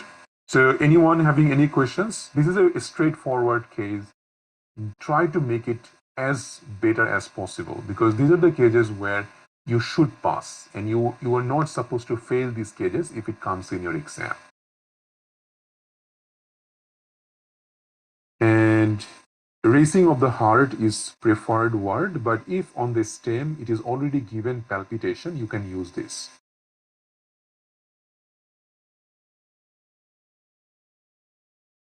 And we can't write anything on paper initially, so you can't write anything on a paper in the initial 2 minutes, but in the 8 minutes when you are doing the task, you can write anything.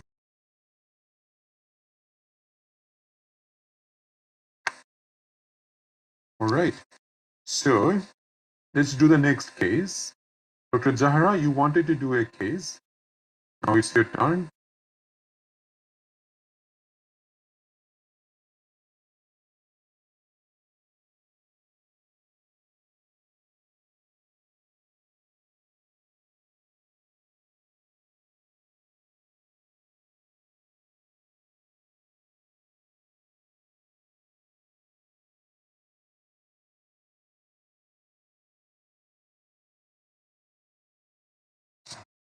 Okay, so you can unmute yourself, Dr. Zahra. Hello, Dr. Sean. Hi, Dr. Zahra, how are you? Yeah, I'm good. I'm good. Sir, I think there is one new candidate who wants to perform. If you want to give them. It's all right. We'll do with Dr. Jamshina the next one. That's Okay. fine. Okay, so let's do this. So this is your case. Your 1 minute time started.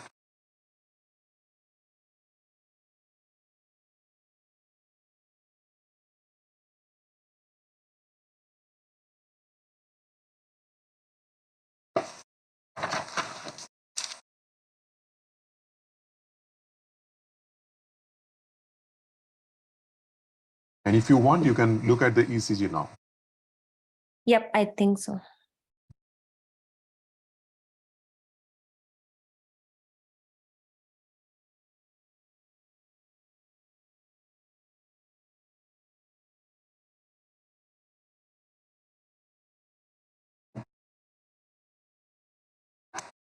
Yep.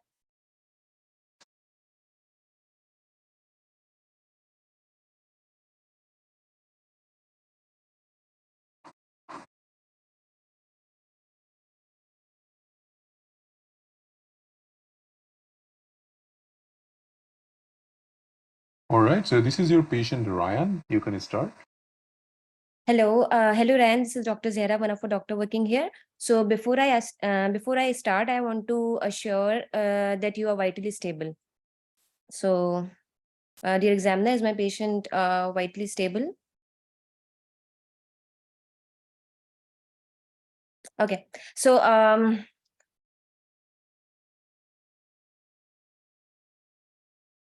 okay. So I want to take my patient to the resuscitation cubicle and I will attach monitor, and I will ask my nurse to attach ECG machine.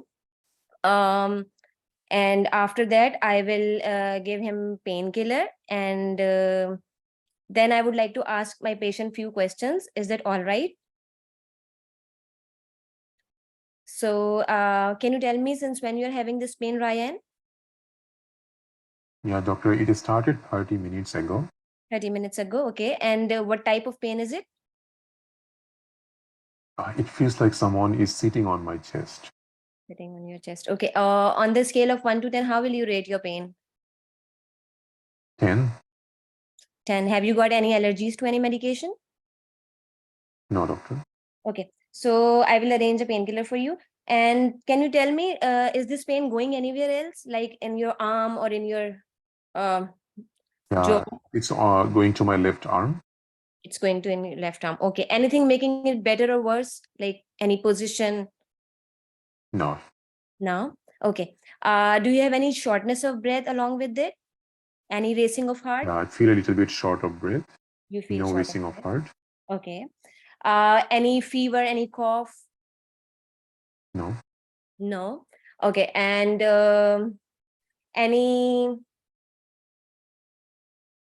what else? Okay. So do you have any a sudden, like how did it start? Have you, like, are you feeling any sudden, any blackout or any other thing? No. No. Okay. Any associated symptoms which you want to tell me? What do you want to know? Any recent flu-like illness or any other thing? No. No. Okay. Any trauma to your chest? No. No. Okay. And have you recently traveled anywhere? No. No. Is this pain has any relationship with food? Any bitter taste in your No. mouth? No. Any rash in your anywhere on your body? No. No. Okay. Do you smoke? Yes, doctor. How much? 30 cigarettes in a day. 36 cigarettes in a day. Okay. And since when you are doing that? Since I'm 20. Okay. And do you take alcohol or any other recreational drug? No. Any past medical history of any condition like hypertension, diabetes, any cardiac issue? No, doctor. No. Any family history of any cardiac problem? Yeah, my father had cardiac issue. Had cardiac issue. And you know what type of issue he was having? I think he had a heart attack. He had a heart attack. Okay. And by any chance, are you on any type of medication? No, doctor. Okay, thank you, Ryan. Thank you so much. Now, I would like to explain the ECG to my examiner. Can you please show me the ECG? Okay, so dear examiner, I can see the ECG of my patient, Ryan, who is having pain in his chest. So, the heart rate, which I can see it a little bit reduced, and the rhythm is normal. And what I can see, there is a ST elevation in V1, V2, V3, V4, V5, V6. V4, and there is an ST elevation in lead number 3 as well, and there is a AVF, and also ST elevation in lead number 2. So from the ECG, what I can say that my patient is having myocardial infarction, which is we can say further management. Okay, so what I will do right now, I will take my patient to the resuscitation room, and I will start him with the oxygen if oxygen saturation is below 95%, and I already given him morphine, and I already gave him morphine, and then I will give him aspirin, so he has to chew it. And for the pain, no, and I will also start him with GTN, and what else?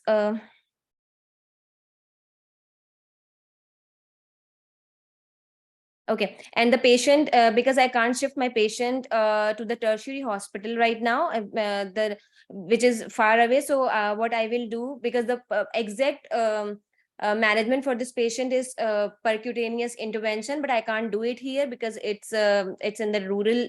He is in the rural setting, so I will start him with the fibrinolysis or thrombolytics like streptokinase, and after that, this is. That's all about the management. And once my patient is stable, I will, sorry, doctor.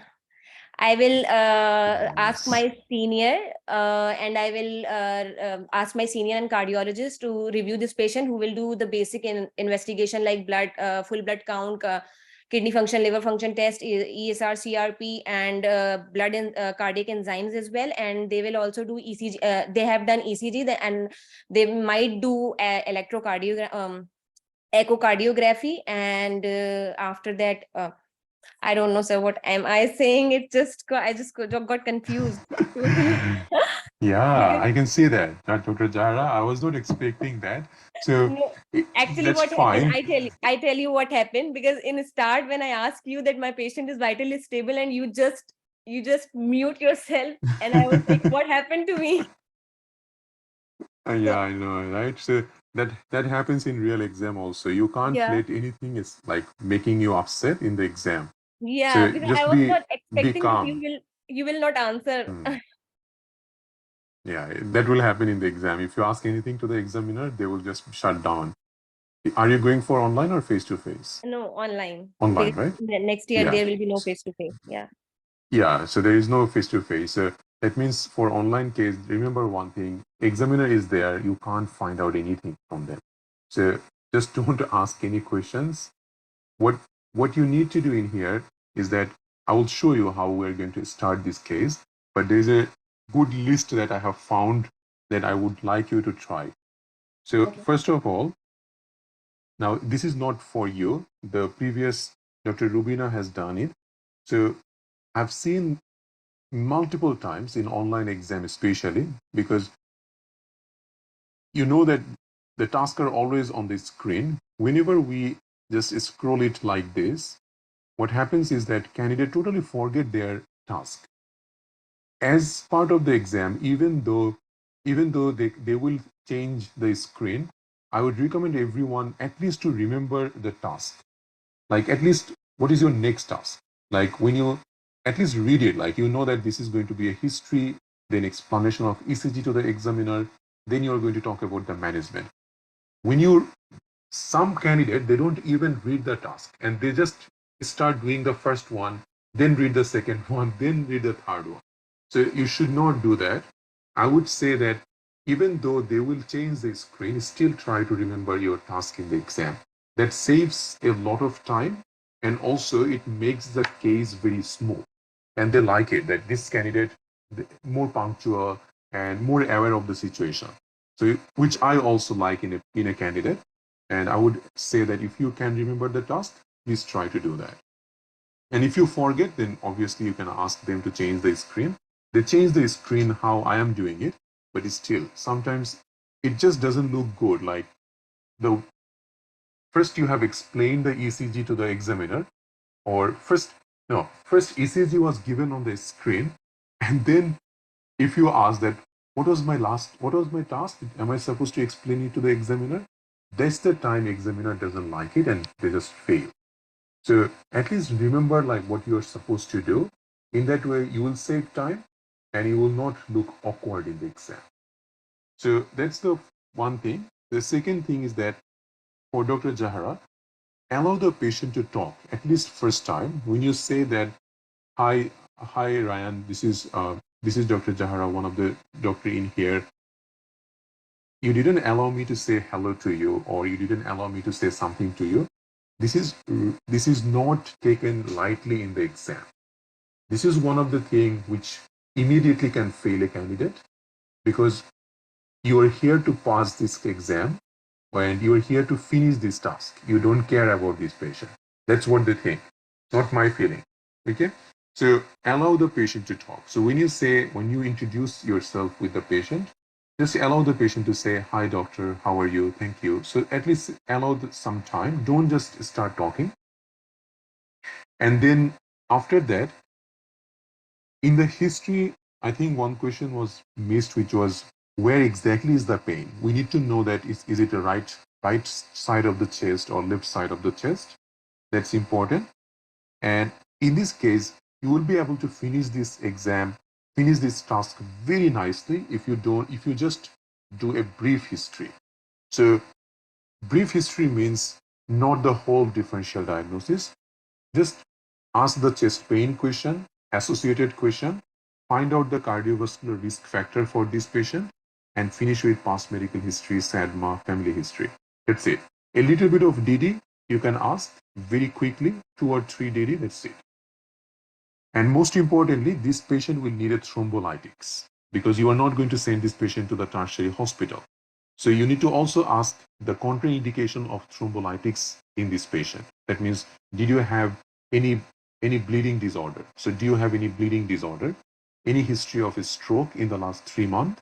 Any history of bleeding in your brain ever? Okay. And are you on any blood thinner at the moment? So at least few of these contraindications you have to ask. Okay. Then explain ECG to the examiner. ECG explanation was good. Now, only thing I felt was not right is that if you see here, this patient had ST elevation. You can say V1, V2, V3, V4, V5, a little bit, not much. V6, yes. So you can say it V1 to V6, ST elevation. Then you say that there is ST elevation in, I think, 3 AVF. Now, this is not ST elevation. This is M pattern. Okay, this M pattern is nothing. You don't need to even comment on this. What you have missed is called ST elevation in lead 1 and AVL, because anterior lead and high lateral lead are connected. And many times we get an anterolateral MI, which is this patient has got. And you can see the ST elevation here. So this patient has got ST elevation in lead V1 to V6 and 1 and AVL. Lead 2, 3 AVF having some M spike pattern, which even if you say normal, it's fine. Other than that, there is also one other finding. What's that? This patient has got T wave inversion everywhere. Yeah. Okay. So that's also important to comment. So ECG explanation can be very easy if you are if you are well aware of what you are looking. It can be quite tricky if you are confused and if you are under pressure, especially under pressure of time. Even if you know everything, you can make mistake. But in this case, ECG mistake is not a good idea, and it's a key step to pass this case. And this is one of the hardest case to pass in the exam. And that's why I've given it to Dr. Zahra, because if I give it to someone who is very beginner, they will struggle more. So Sorry, sir, when I say disappointed that, you. no, that's fine, because I wanted everyone to learn that how the case can be very confused. That sometimes it is a very well-known case, but because it is a tricky case, actually, it's not very easy case to do, and that's an honest opinion. But you have to do a lot of role play on this kind of cases to make it right in the exam. So in explain further management with the patient, so that's where Dr. Zahra went wrong. If you explain everything with the examiner, right? So what you're going to do for the patient, but the task is about explanation with the patient. So you have to explain everything with the patient, what you are doing and everything. And that's must. That's why reading the task before the exam is very important. Otherwise, exam pressure will make mistake. Okay, even a very well prepared candidate can get confused in this kind of cases, and that can affect the whole 16 stations, because one mistake in the head will keep on happening every time you're doing a case. You will think, well, I have done some mistake in that case. So that's what I felt, and this is a long-term experience.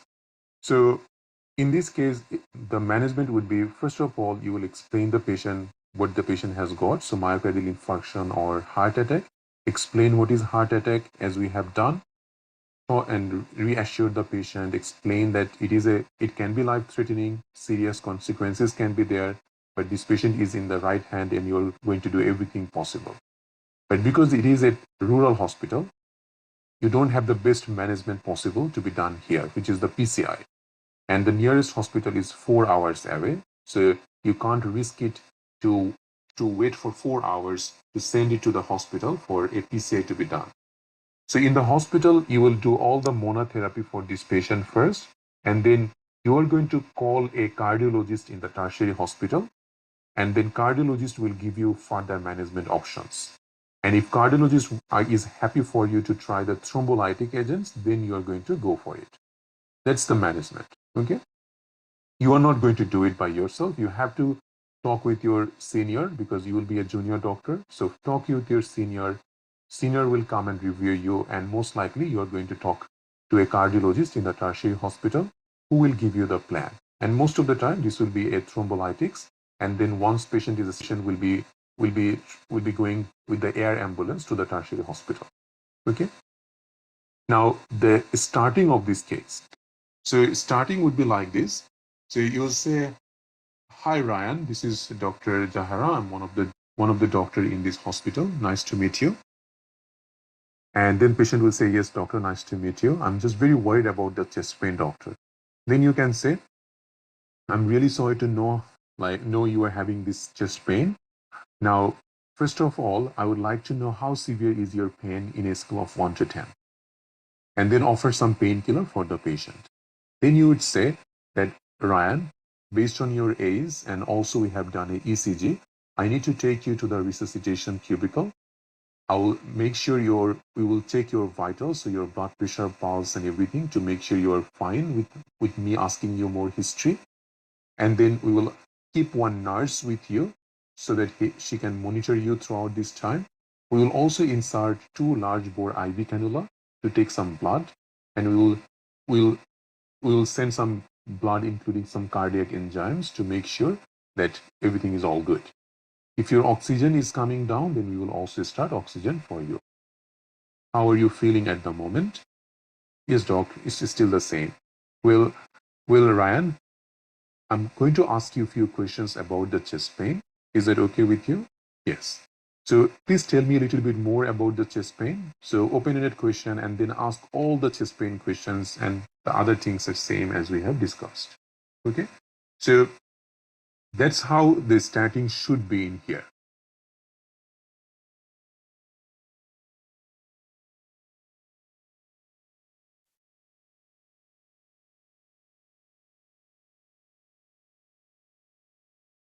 All good, everyone? Yes, sir. And thank you, Dr. Jahara, for trying this case. It is very hard. Okay. But Yes. you learned something today, and I'm Yeah. hoping that next time it will be fine. Yep. Thank you. Okay. Thank you. Is it necessary to give the territory of MI? No. In exam, if you can at least say that it is myocardial infarction, you are fine.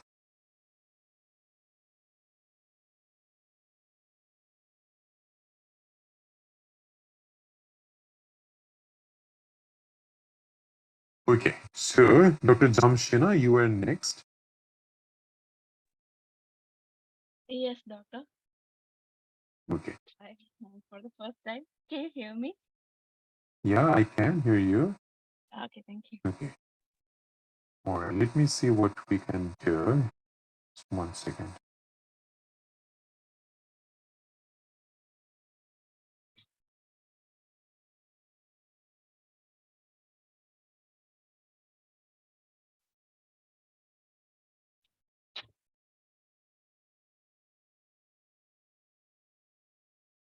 Okay.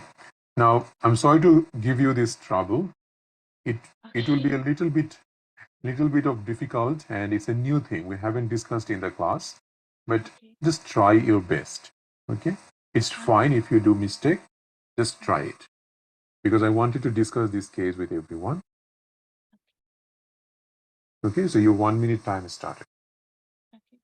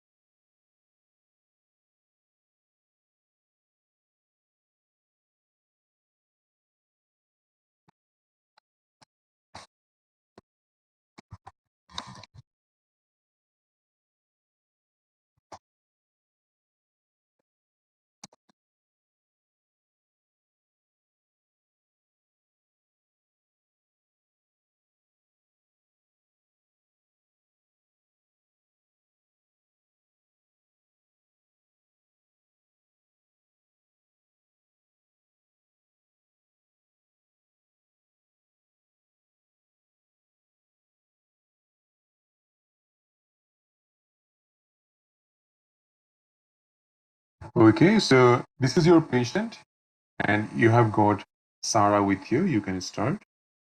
Okay. Hello, Sarah. I'm Dr. Jamshina Abdullah.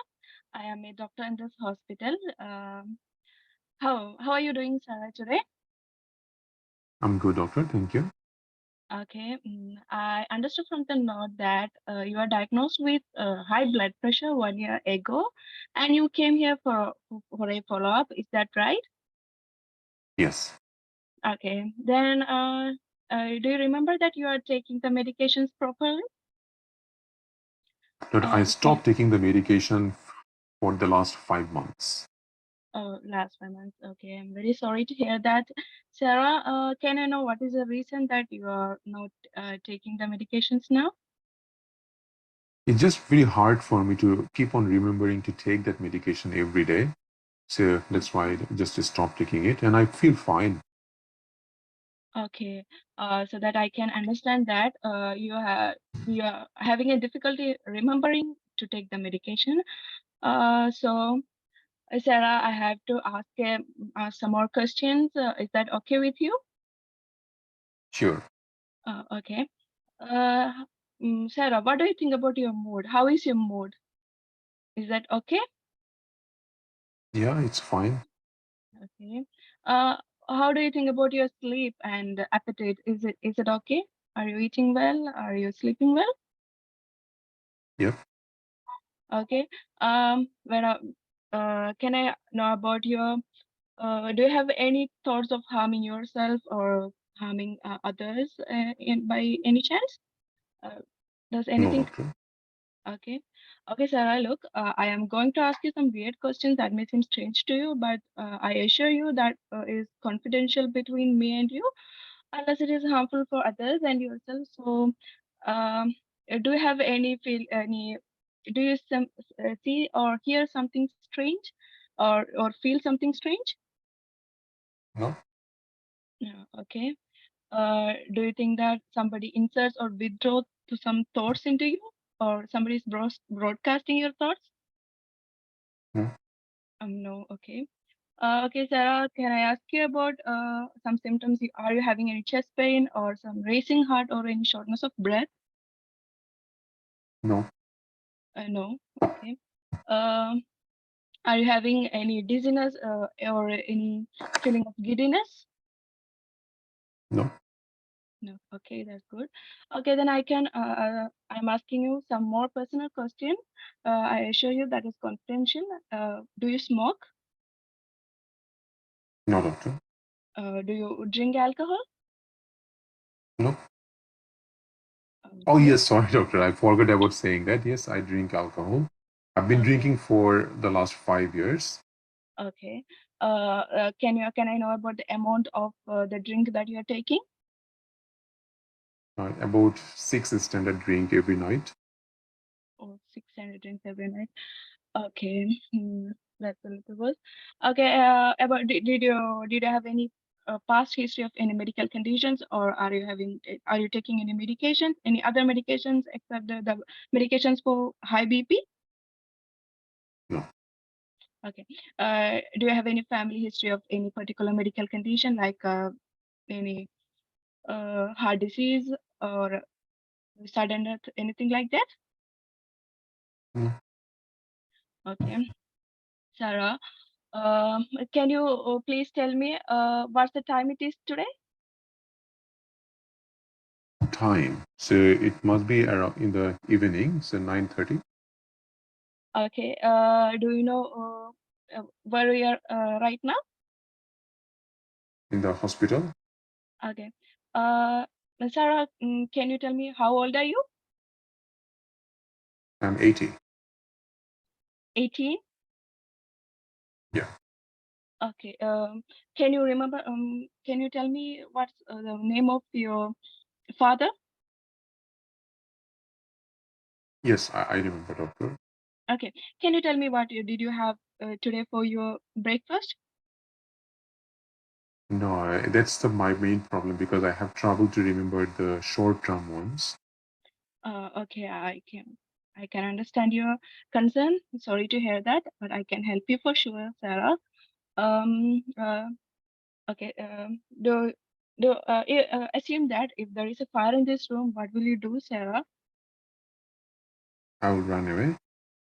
Okay, great. So I think your problem is a short-term memory loss. That means you can't remember the things that have been taking place in the near time, but you are remembering. Still, you are remembering the old things. That's right. What I have told is right. Is it that right, Sarah? Yeah. Okay. But I understand that you have been diagnosed with hypertension. That means you are having a high blood pressure. That means the pressure of the blood passing in your blood pipes is high. So that it is important that you have to take the antihypertensive medication. That means this will help to lower your blood pressure. So it is important that you should be compliant with the medication. So what I can do is I can assign someone like a social support worker who is aware of your condition and the importance of the medication for your condition. So they will help you with taking. They will be assisting you at your home for taking the medication regularly. So is that okay with you, Sarah? Yes, doctor. Okay. Do you know, I think you are quite aware of the importance of the condition that you are having and the importance of medication that you have to take regularly. Is it correct, Sarah? Yes. Yeah, okay. Because it is the hypertension that can cause various complications like it can lead to a stroke, it can lead to myocardial infarction or otherwise known as a heart attack, and it can lead to stroke because of high blood pressure in the blood vessels of the brain. That will later lead to weakness of some body parts, some side of your body parts, some speech disturbance, something like that. So it is important because normal blood pressure is important for your health as I'm well. out. Okay, Sarah, thank you. Thank you. Thank you, Dr. Jamshina. So thank you for at least keep on talking for 8 minutes. That's what I wanted to know. Okay, Okay. even though you didn't know the case, but at least you kept on. And that's the spirit I like. Okay.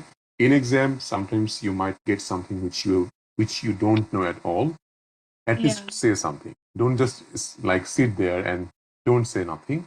So Okay. that's fine. Dr. Jamshina, thank you so much. We'll discuss this case and you'll understand what we should include along with what you have done. Okay. So it's a medication non-compliance case. There are two cases like this, which is important. One case comes like this, where you have got a patient who is elderly patient, had an hypertension 1 year ago, but she stopped taking the medication because she has difficulty to remember it. And also she is alcoholic. And you have done a MMSC, found that she had short-term memory loss or dementia. Okay. The other case is exactly the same, but there is no dementia. So this part is not there. Okay. So both of these cases are important for exam. And I will discuss one today, and the other one, there will be a note on your portal which you can just read.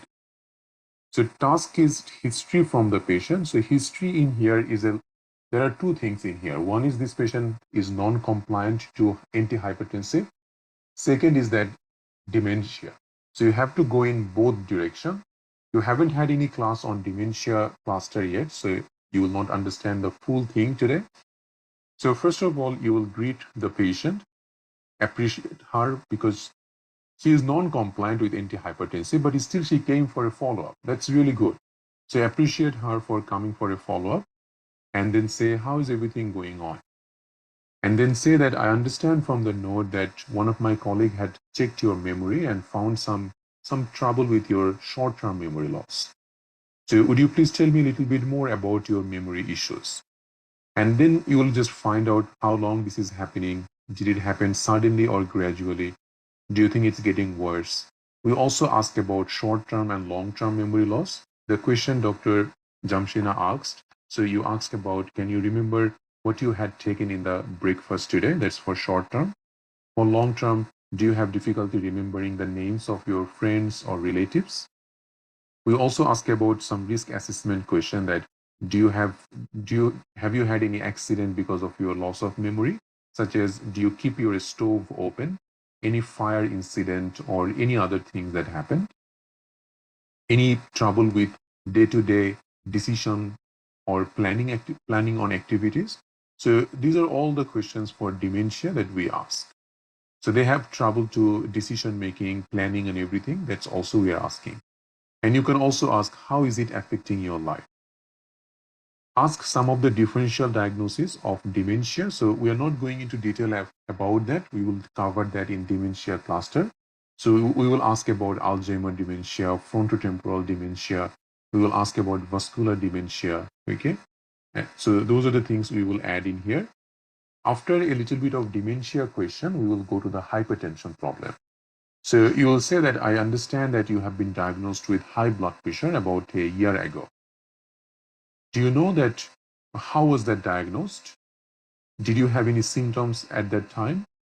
What medication was prescribed? Do you remember the name of the medication? And then say, are you taking your medication appropriately? Patient will say no. You will say, how long did you stop taking the medication? Okay. And then you are going to find out the cause of the non-compliance. So you'll need to find out why she is not taking the medication.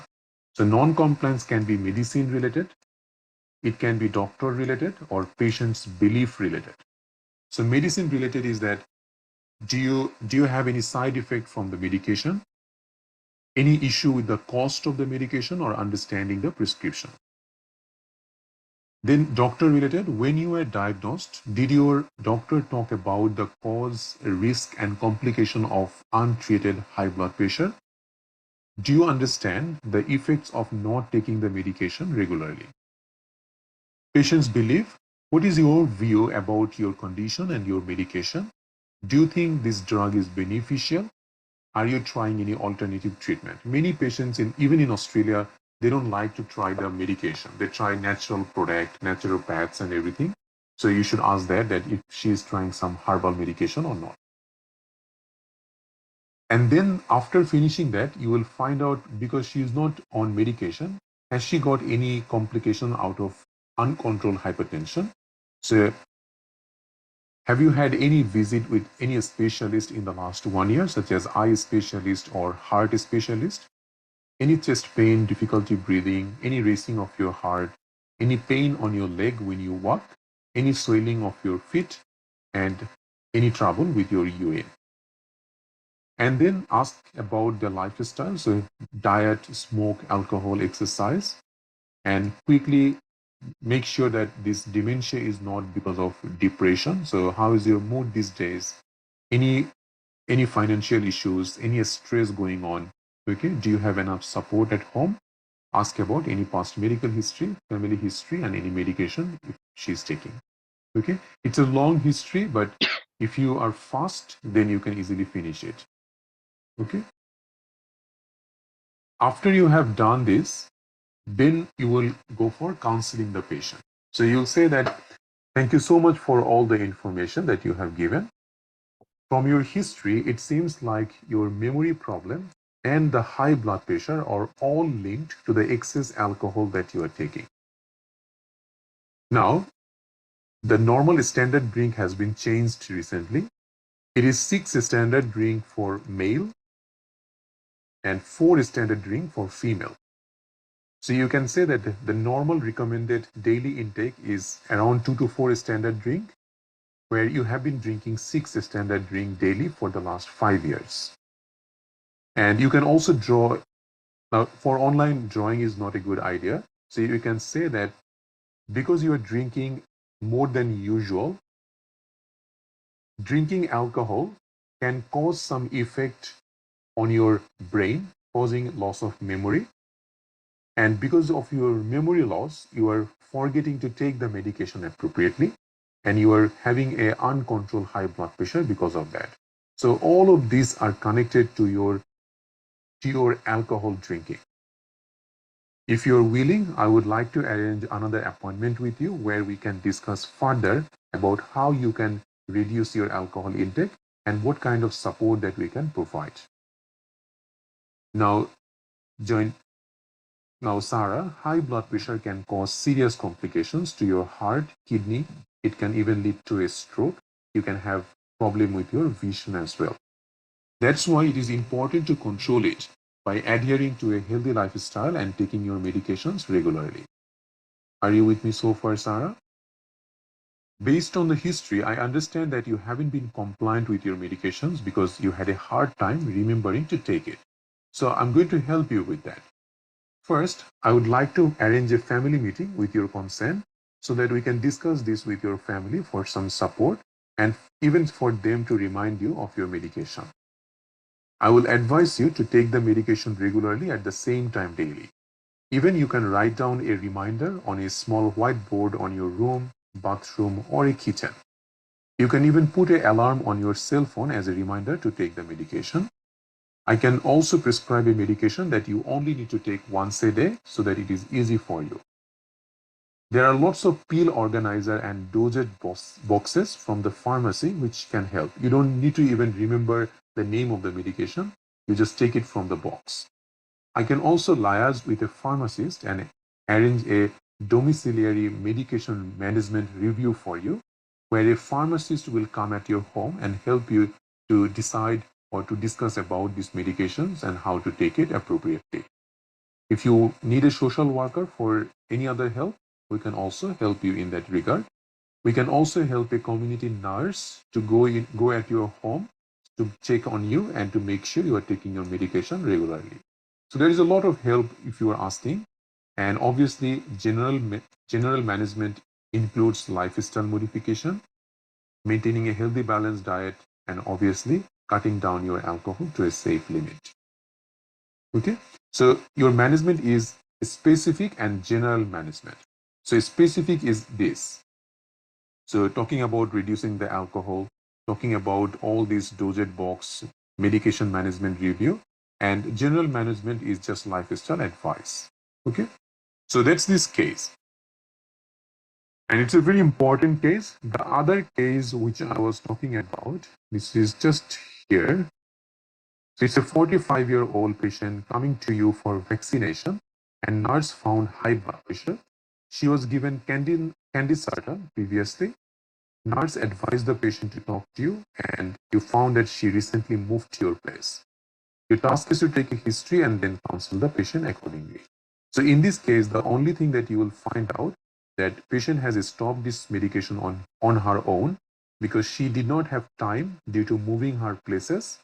She is also having a very stressful family life at the moment. So that's what happened. So she just stopped because she is very stressed. So what you have to do in your history, just ask all the same questions, cutting down the dementia part, and you will need to talk about hypertension, why it is important to take the medication appropriately, and what can happen if she doesn't take the medication appropriately, and then just advise the patient to start it again. Okay? Because of she's a lot of a stressful thing going on, ask a little bit of psychiatric history in your history part and offer some counselor for her. Okay, so that will be that case. We have written everything in here. You can just go through it and read it.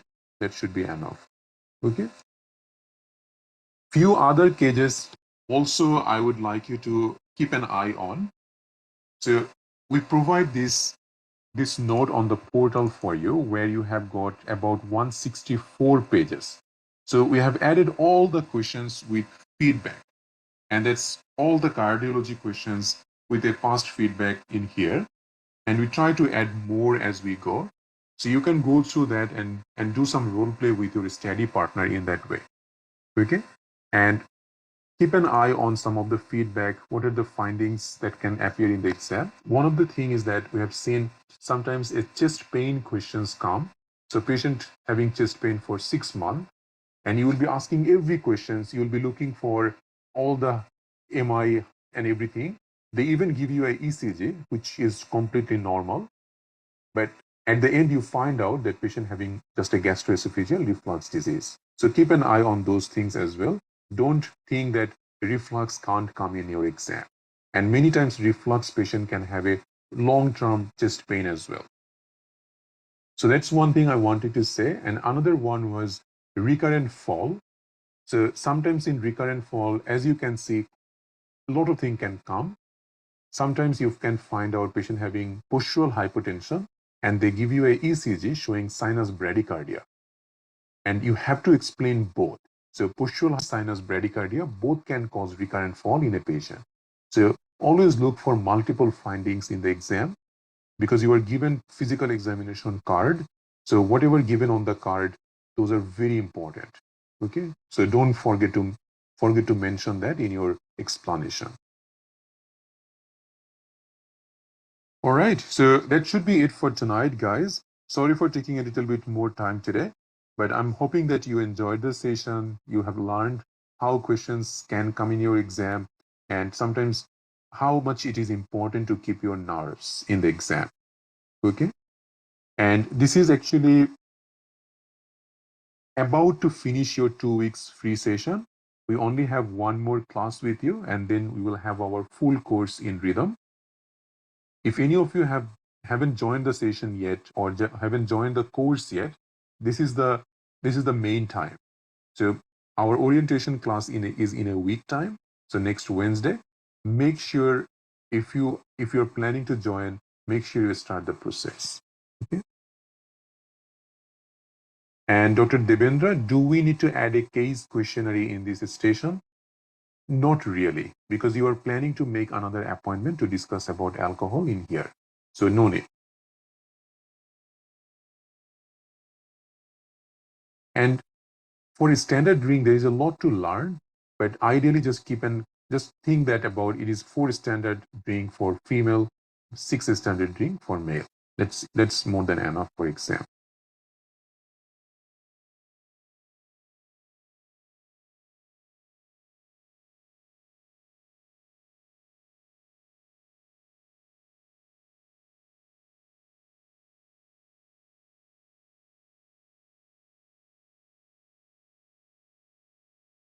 This is also right, Dr. Mesha.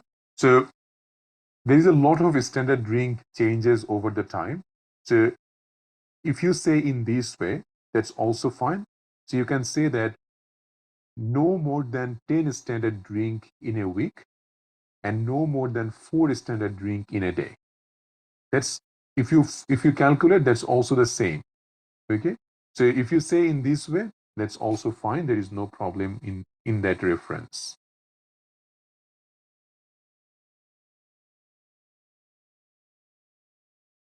Real exam scenario are much longer. Okay, not short like what we are doing. Sometimes there are just one stem, just one line stem, and sometimes the stem can be even a page. So it varies.